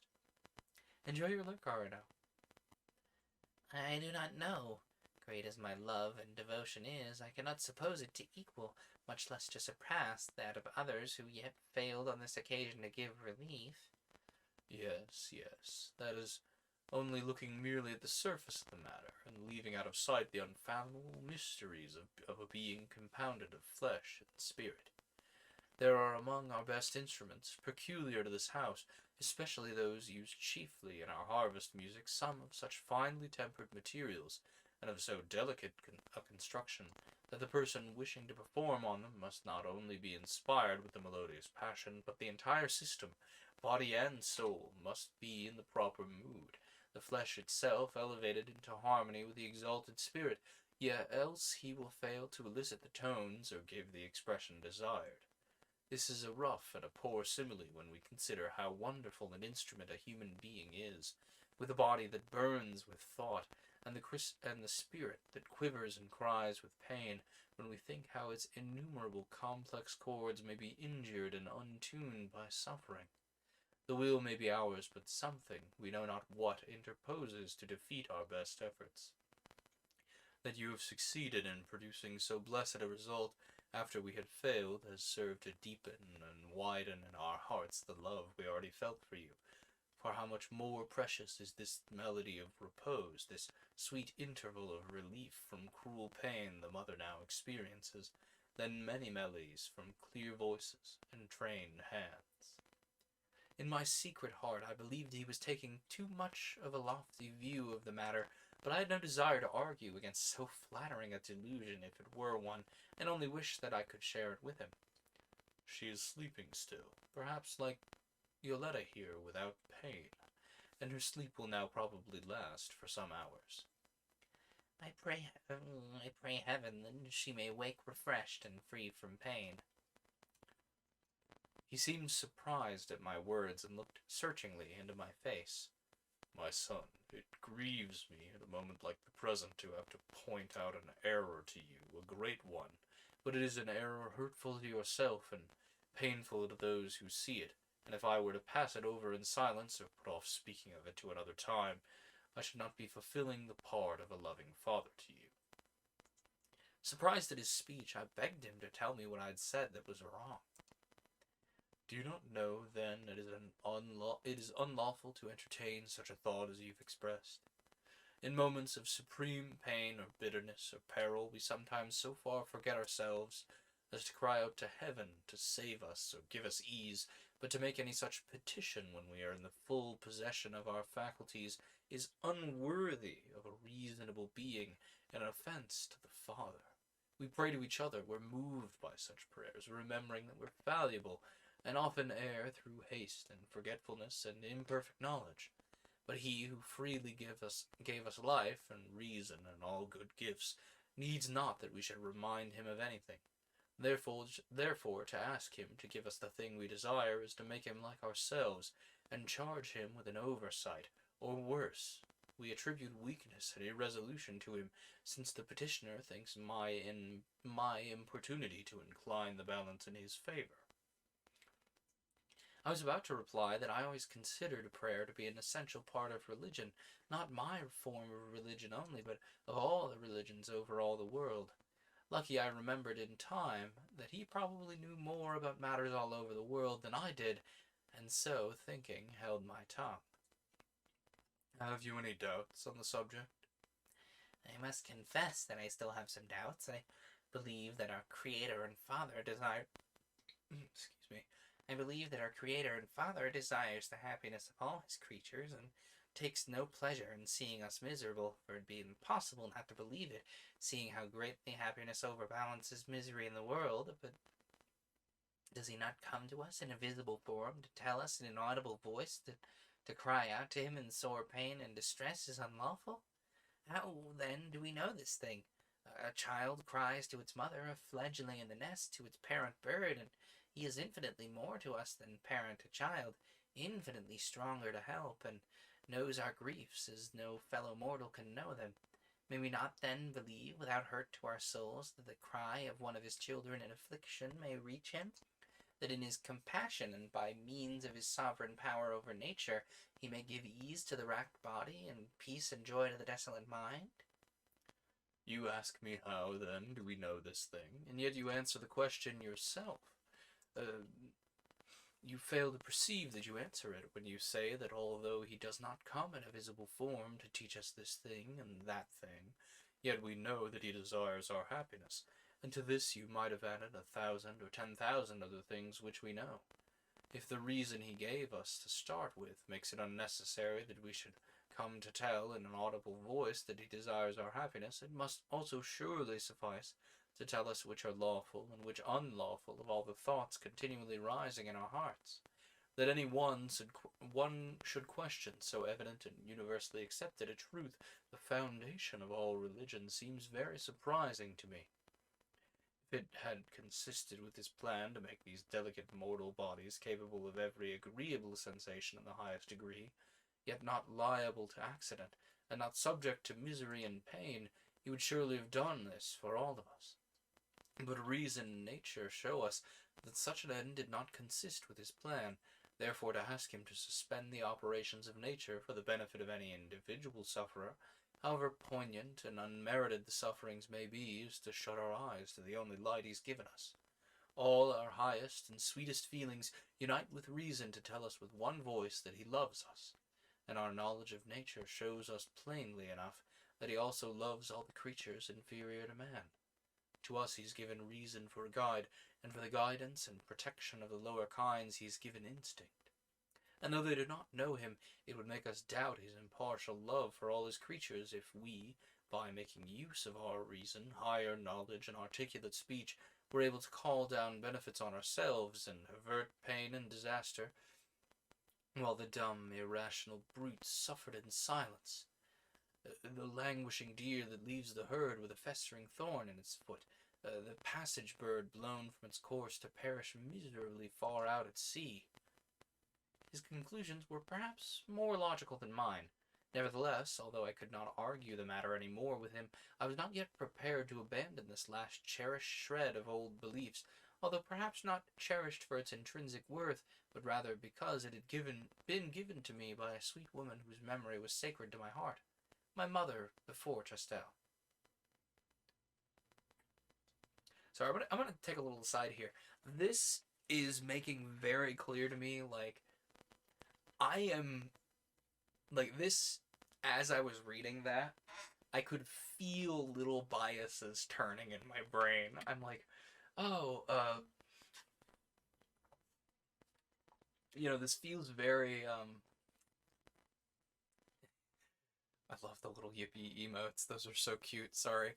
Where was I could feel my particular life experience as I was reading that influencing how I was following some of those conclusions. I'm like, oh, this feels very like, this is kind of a half-formed thought, and you'll have to excuse me, but this feels very much like,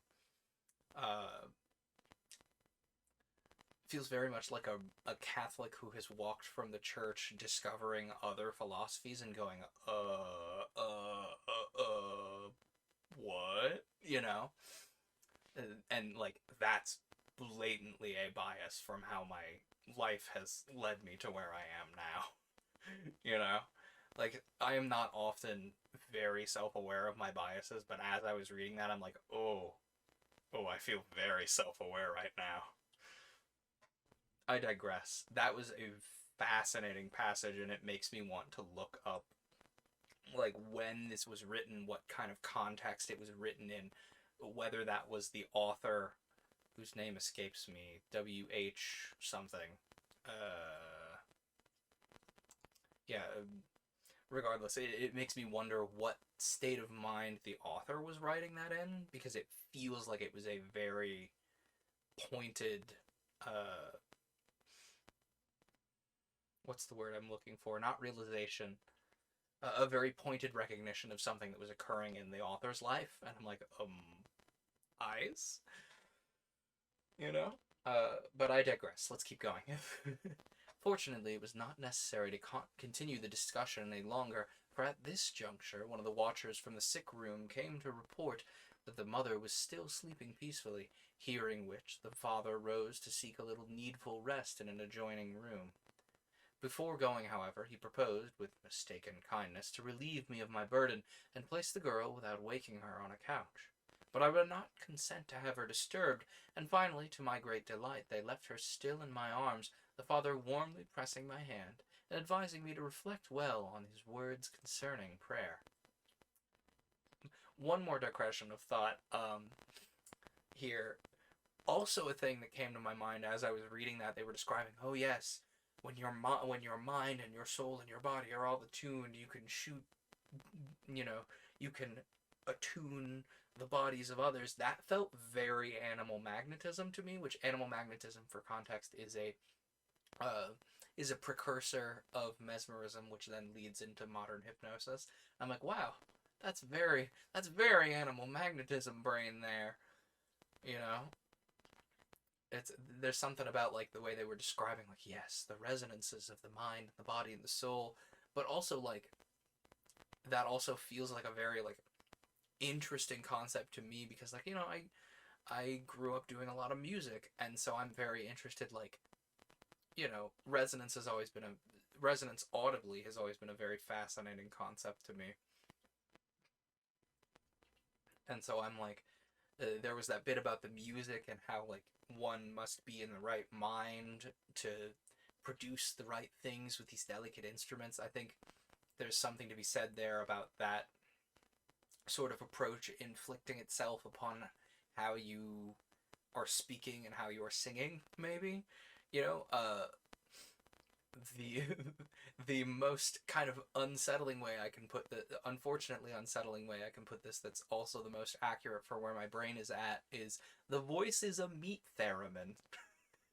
And so you need to and so sometimes it is being manipulated very subtly, but luckily you don't have to push or pull or drag anything to come back into tune. You just have to use your brain. Anyway, I don't want to get too off topic. We're really having a great time with this book. Let's keep going. It was growing dark now, and how welcome that obscurity seemed, while with no one nigh to see or hear, I kissed her soft tresses 100 times, and murmured 100 endearing words in her sleeping ears. Her waking, which gave me a pang at first, afforded me in the end a still greater bliss. "Oh, how dark it is! Where am I?" she exclaimed, starting suddenly from her repose. "With me, sweetest. Do you not remember going to sleep on my chest?" "Yes, but, oh, why didn't you wake me sooner? My mother! She's still quietly sleeping, dearest. Oh, I wish you'd also continued sleeping. It was a delight to have you in my arms." "My love," she said, laying her soft cheek against mine. "How sweet it was to fall asleep in your arms. When we came in here I could scarcely say a word, for my heart was too full for speech, and now I have 100 things to say. After all, I should only finish by giving you a kiss, which is more eloquent than speech, so I shall kiss you at once, and save myself the trouble of talking so much." "Say one of the 100 things, Yoletta." "Oh, Smith, before this evening I did not think that I could love you more, and sometimes when I recalled what I once said to you on the hill, do you remember? It seemed to me that I already loved you a little too much. But now I'm convinced that I was mistaken, for 1,000 offenses could not alienate my heart, which is all yours forever." "Mine forever, without a doubt, darling," I murmured, holding her against my breast, and in my rapture, almost forgetting that this angelic affection she lavished on me would not long satisfy my heart. "Yes, forever, for you shall never, never leave the house. Your pilgrimage, from which you derive so little benefit, is over now.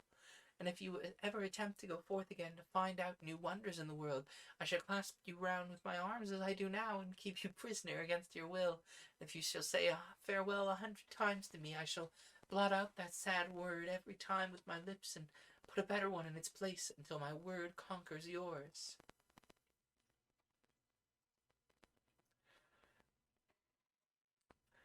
I am very rapidly developing opinions about this. I was already, kind of like, oh, is this supposed to be a romance? Is that what's supposed to be happening? And then after that, I'm like, oh, it's one of those. But I don't want to get too far off topic. We've spent plenty of time off topic already. Let's dive into chapter 19. Although deprived for the present of all intercourse with Chastel and Yoletta, now in constant attendance on her mother, I ought to have been happy, for all things seemed conspiring to make my life precious to me. Nevertheless, I was far from happy, and having heard so much said about reason in my late conversations with the father and the mother of the house, I began to pay an unusual amount of attention to this faculty in me, in order to discover by its aid the secret of the sadness which continued at all times during this period to oppress my heart. I only discovered, what others have discovered before me, that the practice of introspection has a corrosive effect upon the mind, which only serves to aggravate the malady which it's intended to cure. During those restful days in the mother's room, when I'd sat with Chastel, this spirit of melancholy had been with me, but the mother's hallowing presence had given something of a divine color to it. My passions had slumbered, and except at rare intervals, I had thought of sorrow as of something from an immeasurable distance from me. Then to my spirit, the gushing of the wave far, far away did seem to mourn and rave on alien shores. And so sweet had seemed that pause that I had hoped and prayed for its continuance. No sooner was I separated from her than the charm dissolved, and all my thoughts, like evening clouds that appear luminous and rich in color until the sun has set, began to be darkened with a mysterious gloom. Strive how I might, I was unable to compose my mind to that serene, trustful temper she desired to see in me, and without which there could be no blissful futurity. After all the admonitions and comforting reassurances I had received, and in spite of reason and all it could say to me, each night I went to my bed with a heavy heart, and each morning when I woke, there, by my pillow, waited that sad phantom, to go with me where I went, to remind me at every pause of an implacable fate, who held my future in its hands, who was mightier than Chastel, and would shatter all her schemes for my happiness like vessels of brittle glass. Several days, probably about 15, for I did not count them, had passed since I had been admitted into the mother's sleeping room, when there came an exceedingly lovely day, which seemed to bring to me a pleasant sensation of returning health, and made me long to escape from morbid dreams and vain cravings. Why should I sit at home and mope, I thought. It was better to be active. Sun and wind were full of healing. Such a day was, in truth, one of those Captain Jewels that seldom play star among the blusterous days of late autumn, with winter already present to speed its parting. For a long time the sky had been overcast with multitudes and endless hurrying processions of wild-looking clouds, torn, wind-chased fugitives of every mournful shade of color, from palest gray to slaty black, and storms of rain had been frequent, impetuous, and suddenly intermitted, or passing away, phantom-like, toward the misty hills, there to lose themselves among other phantoms, ever wandering sorrowfully in that vast, shadowy borderland where earth and heaven mingled, and gusts of wind which, as they roared over by 1,000 straining trees and passed off with hoarse, volleying sounds, seemed to mimic the echoing thunder.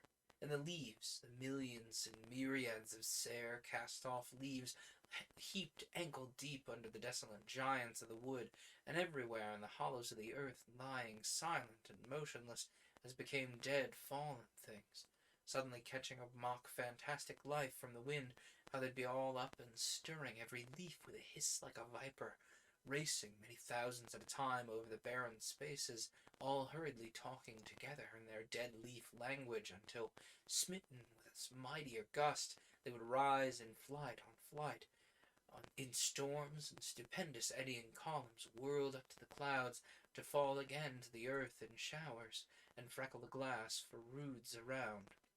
That's supposed to be rods around? Who knows? Then for a moment, far off in the heavens, there'd be a rift or a thinning of the clouds, and the sunbeams, striking like lightning through their ranks, would illumine the pale blue mist, the slanting rain, the gaunt black holes and black bowls and branches, rather, glittering with wet, casting a momentary glory over the ocean-like tumult of nature. You're all lucky this isn't an H.G. Wells book, otherwise that tumult would have caught us a drink.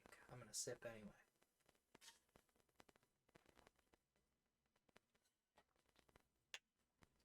In the condition I was in, with a relaxed body and dejected mind, this tempestuous period, which would have only afforded fresh delight to a person in perfect health, had no charm for my spirit, but on the contrary it's only served to intensify my gloom. And yet, day after day it drew me forth, although in my weakness I shivered in the rough gale, and shrank from the touch of the big cold drops the clouds flung down upon me. It fascinated me. Sorry, library has not quite worked out how sharp to be to jump up onto my lap lately. You're very pointy, my man. You need to use the little scratch post I got you. They have 2 other cardboard scratching pads, too. I think library is just not used to being this pointy. Anyway, it fascinated me, like the sight of armies contending in battle, or of some tragic action from which the spectator cannot withdraw his gaze. For those of you new here, this is Library. He is a frequent co-host of the stream. He's one of my 2 cats, and he's a very good boy. Aren't you? Anyway, for I'd become infected with strange fancies, so persistent and somber they were like superstitions. It seemed to me not I but nature had changed, that the familiar light had passed like a kindly expression from her countenance, which was now charged with an awful, menacing gloom. Library has just adjusted the stream a little bit. You're really in fine form tonight, Kitty. How? Must you dig in with your little claws? Where were we? It seemed to me that not I, but nature had changed, that the familiar light had passed like a friendly expression from her countenance, and it was now charged with an awful, menacing gloom that frightened my soul. Sometimes, when straying alone, like an unquiet ghost among the leafless trees, when a deeper shadow swept over the earth, I would pause, pale with apprehension, listening to the many dirge-like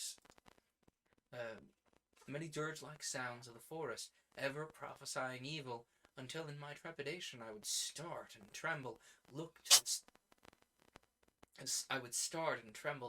look to this side and that, as if considering which way to fly from some unimaginable calamity coming, I knew not from where, to wreck my life forever. This bright day was better suited to my complaint. The sun shone as in spring. Not a stain appeared on the crystal vault of heaven. Everywhere the unfailing grass gave rest to the eye with its verdure, and a light wind blew fresh and bracing in my face, making my pulses beat faster, although feebly still. Remembering my happy wood-cutting days before my trouble had come to me, I got my axe and started to walk to the wood. And then, seeing Yoletta watching my departure from the terrace, I waved my hand to her. Before I had gone far, however, she came running to me, full of anxiety, to warn me that I was not yet strong enough for such work. I assured her that I had no intention of working hard and tiring myself, then continued my walk, while she returned to attend on her mother. The day was so bright with sunshine that it inspired me with a kind of passing gladness. I began to hum snatches of old half-remembered songs. They were songs of departing summer, tinged with melancholy, and suggested other verses not meant for singing, which I began repeating. Rich flowers have perished on the silent earth, blossoms of valley and of wood that gave a fragrance to the winds. And again, the blithesome birds have sought a sunnier shore, and they lingered till the cold, cold winds went in and withered their green homes. And these also were fragments, breathing only of sadness, which made me resolve to dismiss poetry from my mind and think of, well, nothing at all. I tried to interest myself in a flight of buzzard-like hawks, soaring in wide circles at an immense height above me.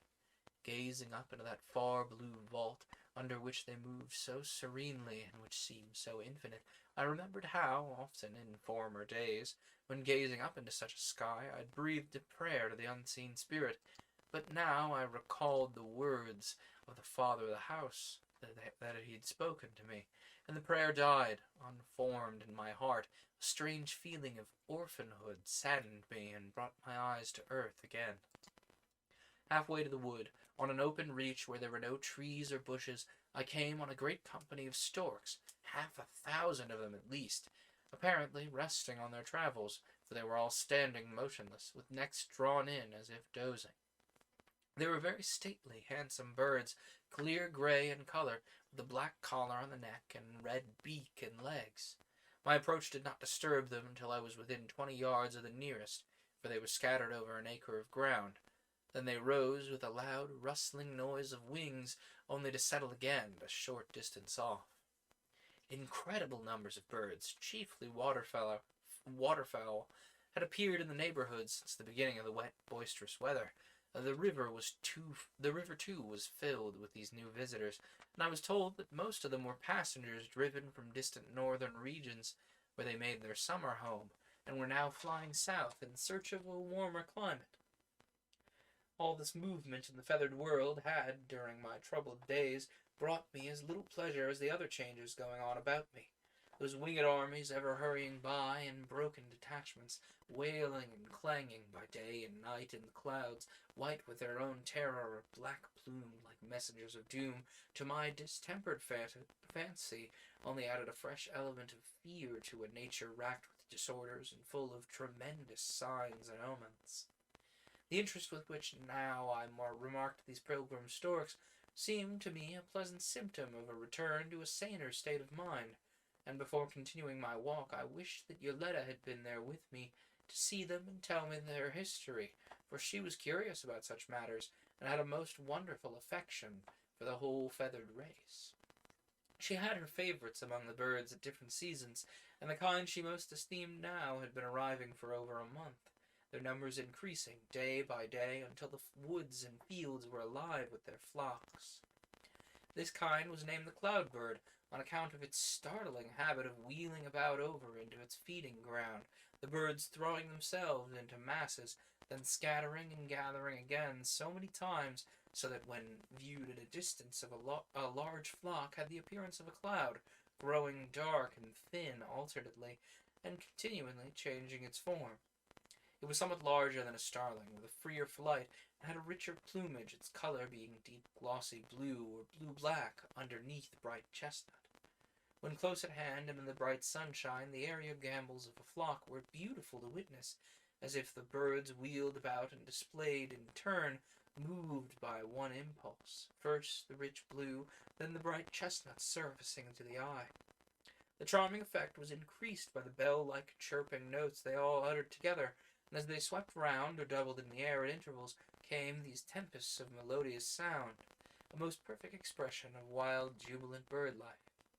Yoletta, discoursing in the most delightful way about her loved cloudbirds, had told me that they spent the summer season in great solitary marshes, where they built their nest in the rushes, but with cold weather they flew abroad, and at such times seemed always to prefer the neighborhood of man, remaining in great flocks near the house until the next spring.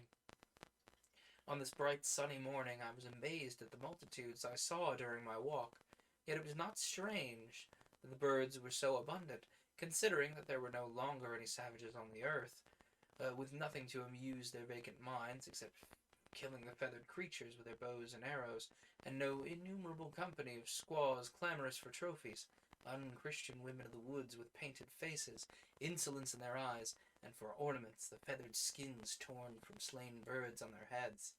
Man, this book made it so long without a disclaimer. I was like, are we going to have a book without a disclaimer for once? Nope. Long time to disclaimer. I think that's a new record. we made it like literally one chapter from the end of the book. That's definitely a record. 86% of the way through the book before we needed to call disclaimer. We almost made it there. That was so close. Will we ever have a book make it farther than 86%? Unclear. Actually, The Secret Garden probably could make it to 100%. But also, I don't remember 100% of that book. I might be wrong. You know what? No. Secret Garden dings itself very early because of it being partially about Britain occupying India. So it gets dinged really early. But after you get out of that passage, it's not so bad, as I recall. But like I said, I don't remember the whole book. Anyway, long story short, there's a disclaimer about, these books being old. And this book made it a long time without one. It's a little game we play around here. How long can we make it into a book without a disclaimer? And this one's definitely setting a record at most of the way. Anyway, when I at length arrived at the wood, I went to that spot where I'd felled the large tree on the occasion of my last and disastrous visit, and where Yoletta, newly released from confinement, had found me. There lay the rough-barked giant exactly as I'd left it, and once more I began to hack at the large branches, but my feeble strokes seemed to make very little impression, and I was becoming tired in a very short time, and so concluded that I was not yet equal to such work, and so sat myself down to rest. I remembered how, when sitting on that very spot, I had heard a slight rustling of the withered leaves, and looking up, beheld Yoletta coming swiftly toward me with outstretched arms, and her face shining with joy. Perhaps she would come again to me today. Yes, she would surely come when I wished for her so much, for she'd followed me out to try and dissuade me from going to the woods, and would be anxiously thinking about me. She could spare an hour from the sick room now. The trees and bushes would prevent me from seeing her approach, but I should hear her as I had heard her before. I sat motionless, scarcely breathing, straining my senses to catch the first faint sound of her flight, in light, swift steps, and every time a small bird hopping along the ground rustled a withered leaf, I started up to greet and embrace her. But she did not come, and at last, sick at heart with hope deferred, I covered my face with my hands, and, weak with misery, cried like a disappointed child. Presently, something touched me, and removing my hands from my face, I saw that the great silver-gray dog which had come to Yoletta's call when I fainted sat before me with his chin resting on my knees. No doubt he remembered that last wood-cutting day very well, and had come to take care of me now. Welcome, dear old friend, said I, and in my craving for sympathy of some kind, I put my arms over him and pressed my face against his. Then I sat up again and gazed into the pair of clear brown eyes watching my face so gravely. Look here, old fellow, said I, talking audibly to him for want of something in human shape to address.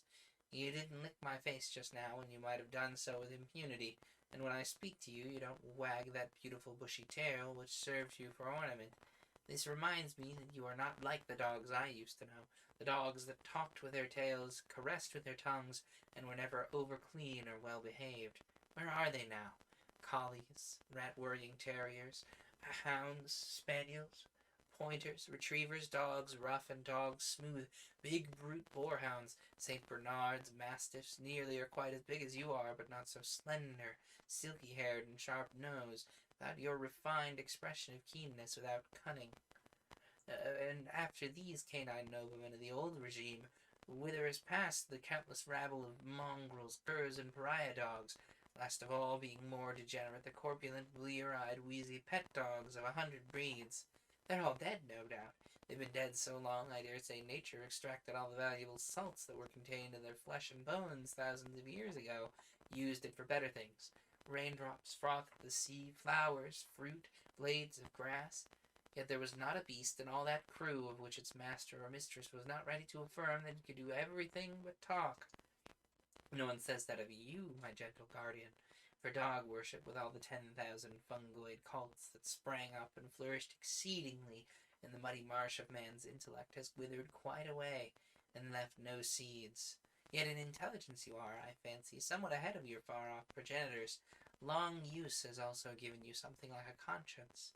You're a good, sensible beast, that's all. You love and serve your master according to your lights. Night and day, you, with your fellows, guard his flocks and herds, his house and fields. Into his sacred house, however, you do not intrude your comely countenance, knowing your place. What then happened to earth, and how long did that undreaming slumber last from which I woke to find things so very altered? I do not know, nor does it matter very much. I only know that there's been a sort of mighty Savonarola bonfire, in which most of the things once valued have been consumed to ashes. Politics, religions, systems of philosophy, isms and ologies of all descriptions, churches, schools, prisons, poorhouses, stimulants, tobacco, kings and parliaments, cannon with its hostile roar, pianos that thundered peacefully, history, the press, vice, political economy, money, a million things more, all consumed like so much worthless hay and stubble. This being so, why am I not overwhelmed at the thought of it, in that feverish full age, so full and yet, my God, how empty? In the wilderness of every man's soul, was not a voice heard crying out, prophesying the end? I know that a thought sometimes comes to me, passing through my brain like lightning through the foliage of a tree, and in the quick blighting fire that intolerable thought, all my hopes, beliefs, dreams, and schemes seemed to instantaneously shrivel up and turn to ashes, dropping from me, leaving me naked and desolate. Sometimes it came when I read a book of philosophy, or listened on a still, hot Sunday to a dull preacher that were mostly dull, my mind, prosing away to a sleepy, fashionable congregation about Daniel in the lion's den, or some equally remote matter.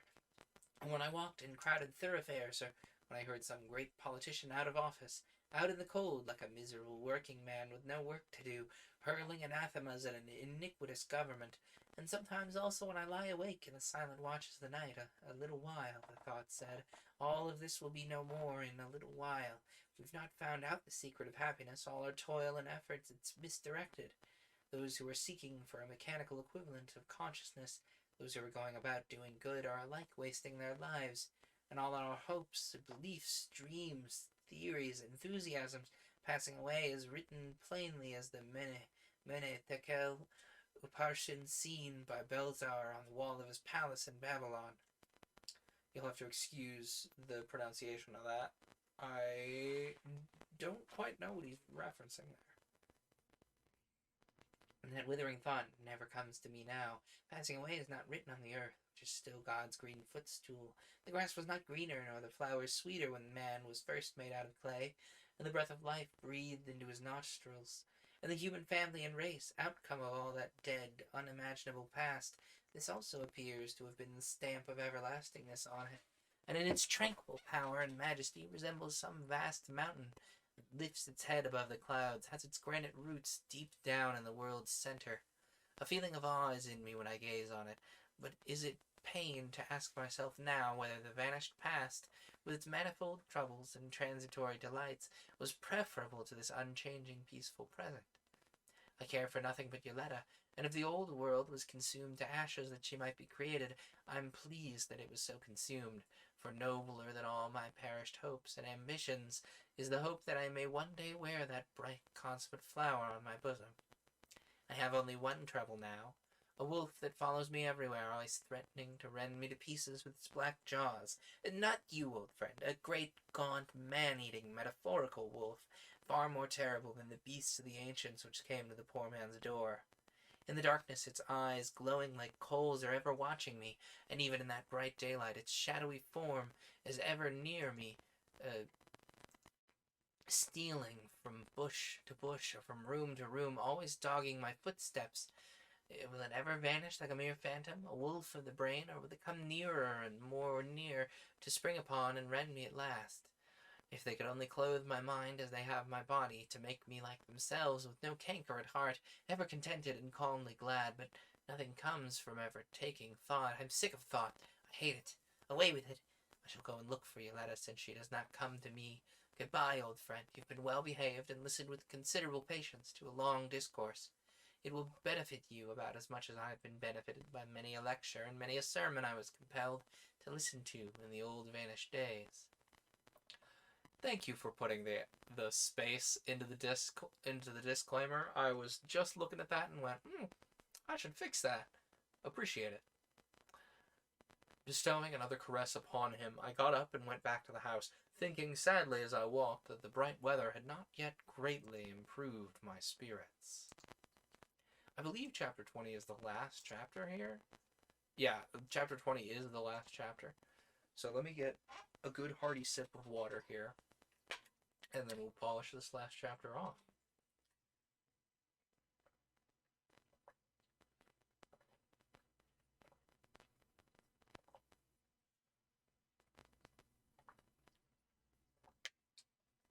For context on the disclaimer, by the way, what that is TLDRing is actually down below me in, I think, a panel or somewhere in the about of the channel.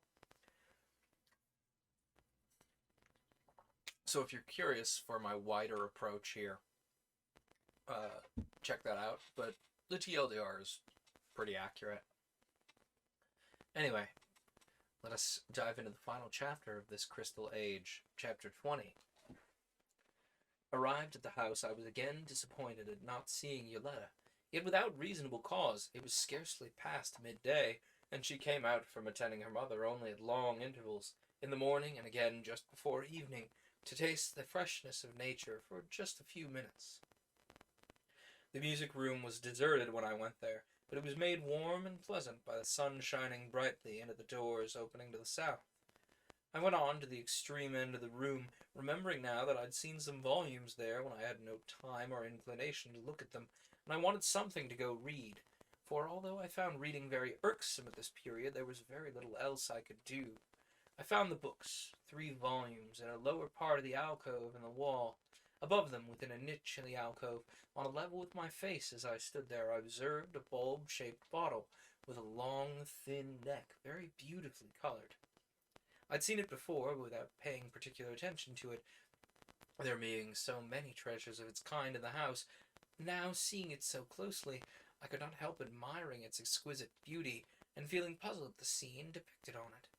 In the widest part it was encircled with a band, and on it appeared slim youths and maidens in delicate rose-colored garments, with butterfly wings on their shoulders, running or hurriedly walking, playing on various instruments of various forms, their faces shining with gladness, their golden hair tossed by the wind, a gay procession without beginning or end.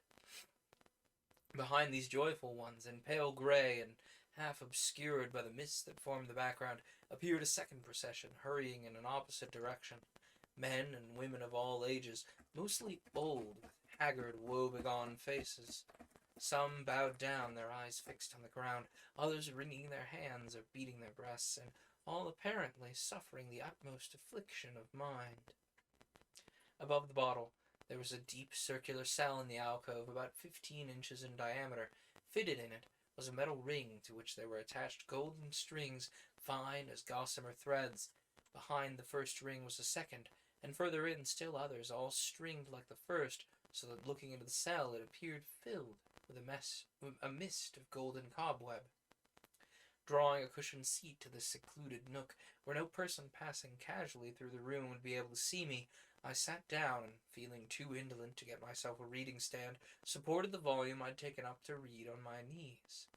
It was entitled Conduct and Ceremonial, and the subject matter was divided into short sections, each with an appropriate heading. Turning over the leaves and reading a sentence here and there in different sections, it occurred to me that this might prove a most useful work for me to study, whenever I could bring my mind to the right frame for such a task. It contained minute instructions upon all points relating to individual conduct in the house. The entertainment of pilgrims, the dress to be worn, the conduct to be observed at the various annual festivals, with other matters of the kind. Glancing through it in this rapid way, I soon finished with the first volume, then went through the second in even less time, for many of the concluding sections related to lugubrious subjects which I did not dare to linger over. The titles alone were enough to trouble me. Decay through age, ailments of the mind and of the body, then death, and finally disposal of the dead. This done, I took up the third volume, the last of the series, the first portion of which was headed Renewal of the Family. This part I began to examine with some attention, and pretty soon discovered that I had now at last accidentally stumbled onto a perfect mine of information of the precise kind I had so long and so vainly been seeking. Struggling to overcome my agitation, I read on, hurrying through page after page with the greatest rapidity, for there was here much matter that had no special interest for me, but incidentally the things which concerned me most to know were touched on, and in some cases minutely explained. As I proceeded, the prophetic gloom which had oppressed me all that day, and for so many days before, darkened into a blackness of despair, and suddenly, throwing up my arms, the book slipped from my knees and fell with a crash upon the floor. There, face downward, with its beautiful leaves doubled and broken under its weight, it rested unheeded at my feet. For now the desired knowledge was mine, and that dream of happiness which had illumined my life was over. Now I possessed the secret of that passionless, everlasting calm of beings who had forever outlived and left as immeasurably far behind as the instincts of the wolf and the ape, the strongest emotion of which my heart was capable. For the children in the house, there could be no union by marriage. In body and soul they differed from me. They had no name for that feeling which I had so often and so vainly declared. Therefore they told me again and again there was only one kind of love, for they, alas, could experience one kind only. I did not, for the moment, seek further in the book, or pause to reflect on that still unexplained mystery which was the very center and core of the whole matter, namely, the existence of the father and mother in the house, from whose union the family was renewed, and who, fruitful themselves, were yet the parents of a barren race. Nor did I ask who their successors would be, for albeit long-lived, they were mortal like their own passionless children, and in this particular house their lives appeared now to be drawing to an end. These were questions I cared nothing about. It was enough to know that Yoletta could never love me as I loved her, that she could never be mine, body and soul, in my way and not in hers. With unspeakable bitterness I recalled my conversation with Chastel. Now all her professions of affection and goodwill, all her schemes for smoothing my way and securing my happiness, seemed to me the veriest mockery, since even she had read my heart no better than the others, and that chill moonlight felicity, beyond which her children were powerless to imagine anything, had no charm for my passion-torn heart. Presently, when I began to recover somewhat from my stupefaction, and to realize the magnitude of my loss, the misery of it all nearly drove me mad. I wished that I had never made this fatal discovery, that I might have continued still hoping and dreaming and wearing out my heart with striving after the impossible, since any fate would have been preferable to the blank desolation which now confronted me. I even wished to possess the power of some implacable god or demon, that I might shatter the sacred houses of this later race and destroy them everlastingly, and repeople the peaceful world with struggling, starving millions as in the past, so that the beautiful flower of love which had withered in men's hearts might blossom again. While these insane thoughts were passing through my brain, I had risen from my seat and stood leaning against the edge of the alcove, with that curious, richly colored bottle close to my eyes. There were letters on it, noticed now for the first time, minute, hair-like lines beneath the strange contrasted processionists depicted on the band. And even in my excited condition, I was a little startled when these letters, forming the end of the sentence, shaped themselves into the words, "And for the old life there shall be a new life." Turning the bottle round, I read the whole sentence. When time and disease oppress, and the sun grows cold in heaven, there's no longer any joy on the earth, and the fire of love grows cold in the heart. Drink of me, and for the old life there shall be a new life. Another important secret, thought I. This day has certainly been fruitful in discoveries. A panacea for all diseases, even the disease of old age, so that a man may live 200 years and still find some pleasure in existence. But for me, life has lost its savor. I have no wish to last so long. There's more writing here, another secret perhaps, but I doubt very much it will give me any comfort. When your soul is darkened so that it is hard to know evil from good, and the thoughts that are in you lead to madness, drink of me, and be cured. No, I shall not drink and be cured. Better 1,000 times the thoughts that lead to madness than this colorless existence without love. I do not wish to recover from so sweet a malady. I took the bottle in my hand and unstopped it. The stopper formed a curious little cup, round the rim of which was written, "Drink of me." I poured some of the liquid out into the cup. It was pale yellow in color, and had a faint, sickly smell as of honeysuckle. Then I poured it back again and replaced the bottle in its niche. Drink and be cured. No, not yet. Some day, perhaps, my trouble increasing till it might no longer be borne, would drive me to seek such dreary comfort as this cure-all bottle contained. To love without hope was sad enough, but to be without love was even sadder. I had grown calm now. The knowledge that I had it in my power to escape at once and forever from that rage of desire had served to sober my mind, and at last I began to reason about the matter. The nature of my secret feelings could never be suspected, and in the unsubstantial realm of the imagination, it would still be in my power to hide myself with my love, and revel in all supreme delight. Would that not be better than this cure, this calm contentment held out to me? And in time also my feelings would lose their present intensity, which often made them an agony, and come out at last to exist only as a gentle rapture stirring in my heart when I clasped my darling to my bosom and pressed her sweet lips with mine. No, that was a vain dream. I could not be deceived by it, for who can say to the demon of passion in him, "Thus far shalt thou go, and no further"? Perplexed in mind, and unable to decide which thing was best, my troubled thoughts at length took me back to the far-off, dread past, when the passion of love was so much in man's life. It was much, but in that overpopulated world it divided the empire of his soul with a great, ever-growing misery. The misery of the hungry ones whose minds were darkened, through long years of decadence, with a sullen rage against God and man, and the misery of those who, wanting nothing, yet feared that the end of all things was coming to them. For the space of half an hour I pondered on these things, and then said, "If I were to tell 100th part of this black retrospect to Yoletta, would she not bid me drink and forget, herself pour out the divine liquor and press it to my lips?" Again I took the bottle with trembling hand and filled the same small cup to the brim, saying, "For your sake, then, Yoletta, let me drink and be cured. This is what you desire. You are more to me than life, or passion, or happiness.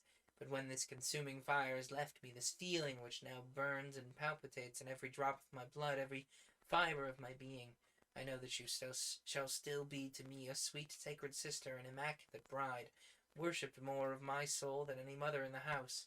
That loving and being loved by you shall be my one great joy all my life long. I drained the cup deliberately, then stopped the bottle and put it back in its place. The liquor was tasteless, but colder than ice, and made me shiver when I swallowed it. I began to wonder whether I would be conscious of the change it was destined to work in me or not. Then, half regretting what I had done, I wished that Yoletta would come to me, so that I might clasp her in my arms with all the old fervor once more, before that icy-cold liquor had done its work. Finally, I raised the fallen book, smoothed out its doubled leaves, and regretting that I had injured it. And, sitting down again, I held the open volume as before, resting on my knees. Now, however, I perceived that it had opened at a place some pages in advance of the passages which excited me, but feeling no desire to go back to resume my reading where I had left off, my eyes mechanically sought the top of the page before me, and this is what I read. Make choice of one of the daughters of the house. It is fitting that she should rejoice for that brighter excellence which caused her to be raised to so high a state, and to have authority over all others, since in her, with the Father, all majesty and glory of the house is centered, albeit with a solemn and chastened joy, like that of the pilgrim who, journeying to some distant tropical region of the earth, and seeing the shores of his native country fading from sight, thinks at one and the same time of the unimaginable beauties of nature and art that will fire him and call him away, and of the wide distance which will hold him for many years divided from all his familiar scenes and the beings he loves best, and of the storms and perils of the great wilderness of waves into which so many have ventured and not returned. For now a changed body and soul shall separate her forever from those who were one in nature with her, and with that superior happiness destined to be hers there shall be the pains and perils of childbirth, with new griefs and cares unknown to those of humbler condition. But on that lesser gladness had by the children of the house in her exaltation, and because there will be a new mother in the house, one chosen from themselves, there shall be no cloud or shadow, and taking her by the hand and kissing her face in token of joy, and of that new filial love and obedience which will be theirs, they shall lead her to the mother's room, thereafter to be inhabited by her as long as her life lasts. And she shall no longer serve in the house or suffer rebuke, but all shall serve her in love, and hold her in reverence, who is their predestined mother. And for the space of 1 year she shall be without authority in the house, being one apart, instructing herself in the secret books which it is not lawful for another to read, and observing day by day the directions contained therein, until that knowledge and practice shall ripen her for that state which she is chosen to fill. This passage was a fresh revelation to me. Again, I recalled Chastel's words, her repeated assurances that she knew what was passing in my mind, that her eyes saw things more clearly than others could see them, that only by giving me the desire of my heart could the one remaining hope of her life be fulfilled. Now I seemed to understand these dark sayings, and in a new excitement, full of the joy of hope, sprang up in me, making me forget the misery I had so recently experienced, and even the increasing sensation of intense cold caused by the draught from that mysterious bottle. I continued reading, but the above passage was succeeded by minute instructions, extending over several pages concerning the dress, both for ordinary and extraordinary occasions, to be worn by the chosen daughter during her year of preparation, the conduct to be observed by her toward other members of the family, also towards pilgrims visiting the house in the interval, with many other matters of secondary importance.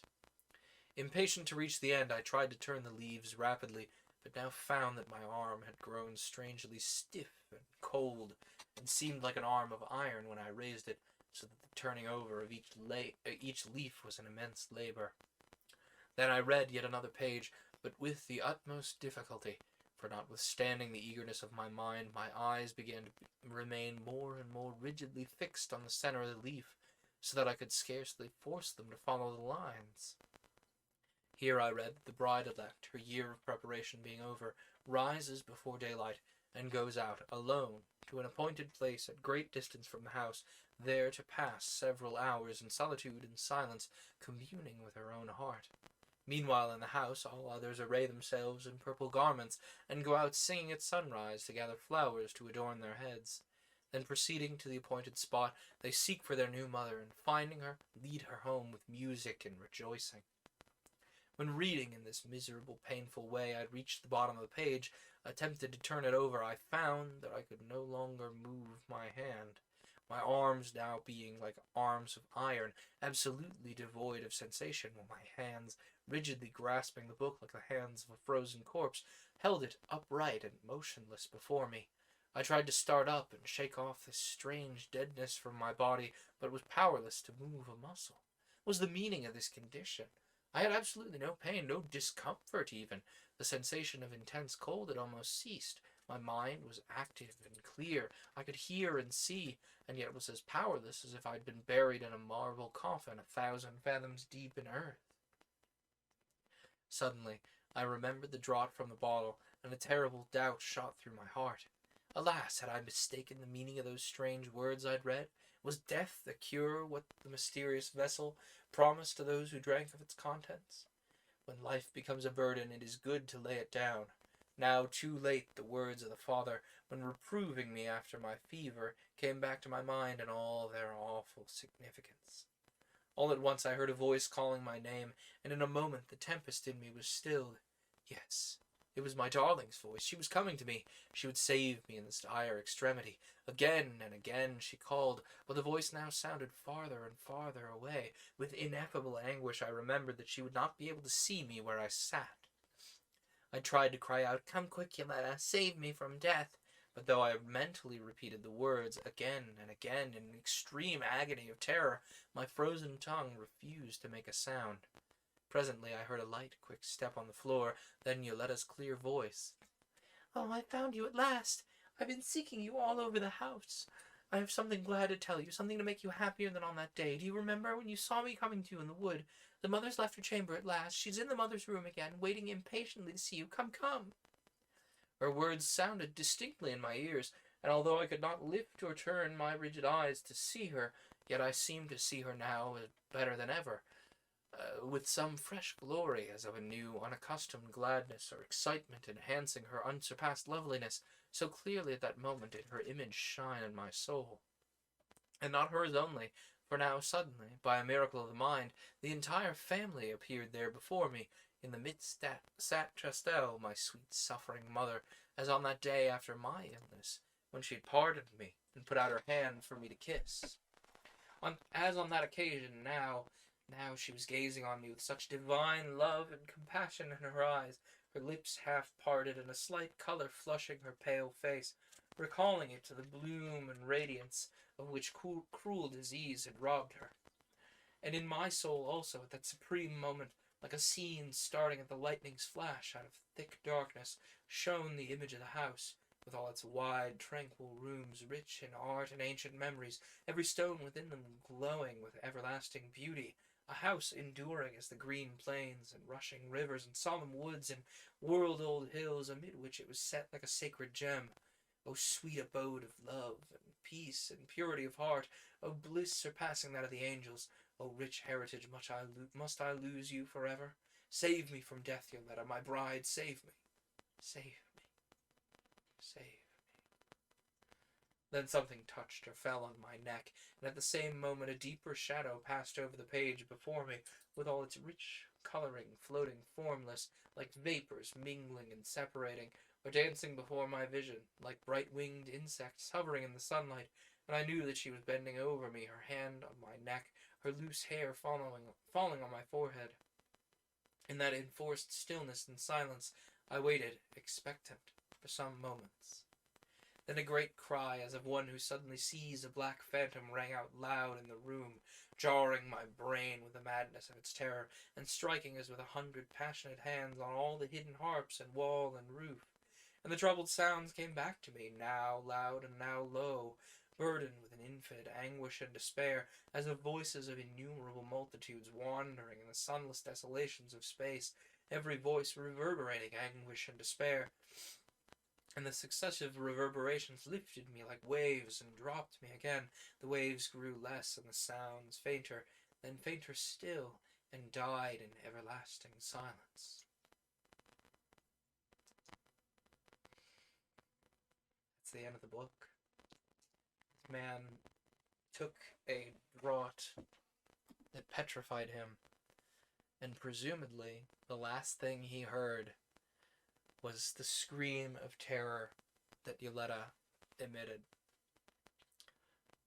Wow. That took a completely different twist than I thought it was going to.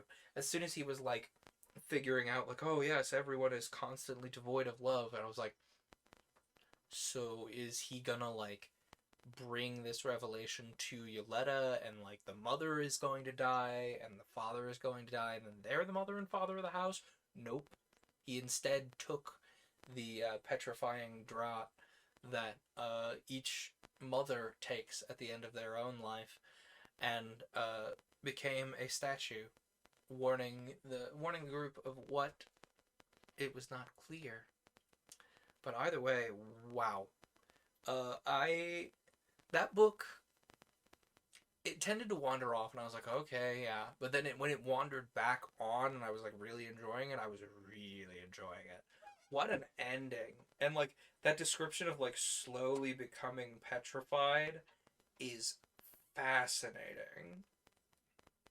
And I would love to borrow some of the notes it lands on there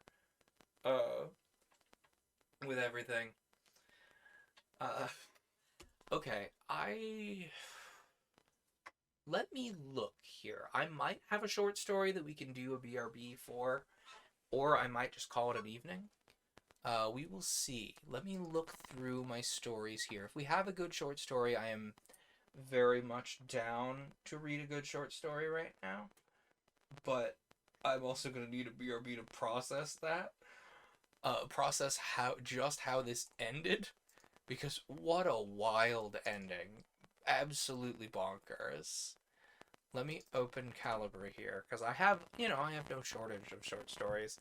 That's kind of the whole point of short stories, is when we're in positions like this. Save searches, short stories. How long is 0 hour? To choke an ocean. How long is this?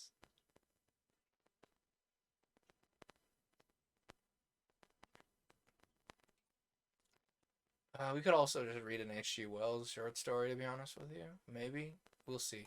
Let me see how long To Choke an Ocean is, real quick. Do you have a schedule? If so, where can I find that? Short BRB or Raid RNL? Yeah, I'm debating. I think we might be better off to just Raid RNL.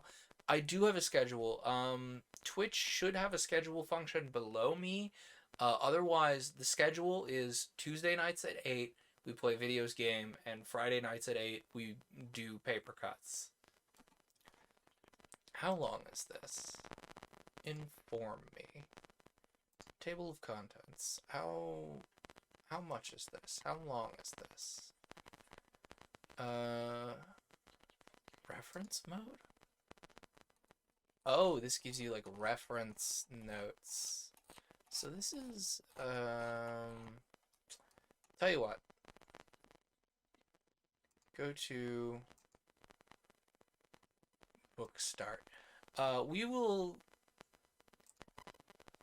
tell you what, that ending was so good. I think we just need to call it a night here. I think Gariki's onto something saying Radar now. We'll come back next week with a book that I have planned. Let me give you a hint. What's a sufficiently like vague hint I can give you? I've been thinking about this all week, and I lost all of them as soon as I said, "Oh, I'll give them a hint." The clock will be ticking and talking as we approach our next book. I will give you that as a hint. So yeah, I really liked this book. As the chat says there, We do, in fact, have a podcast. This is a podcast. Podcast is back on Dracula. There also is a YouTube channel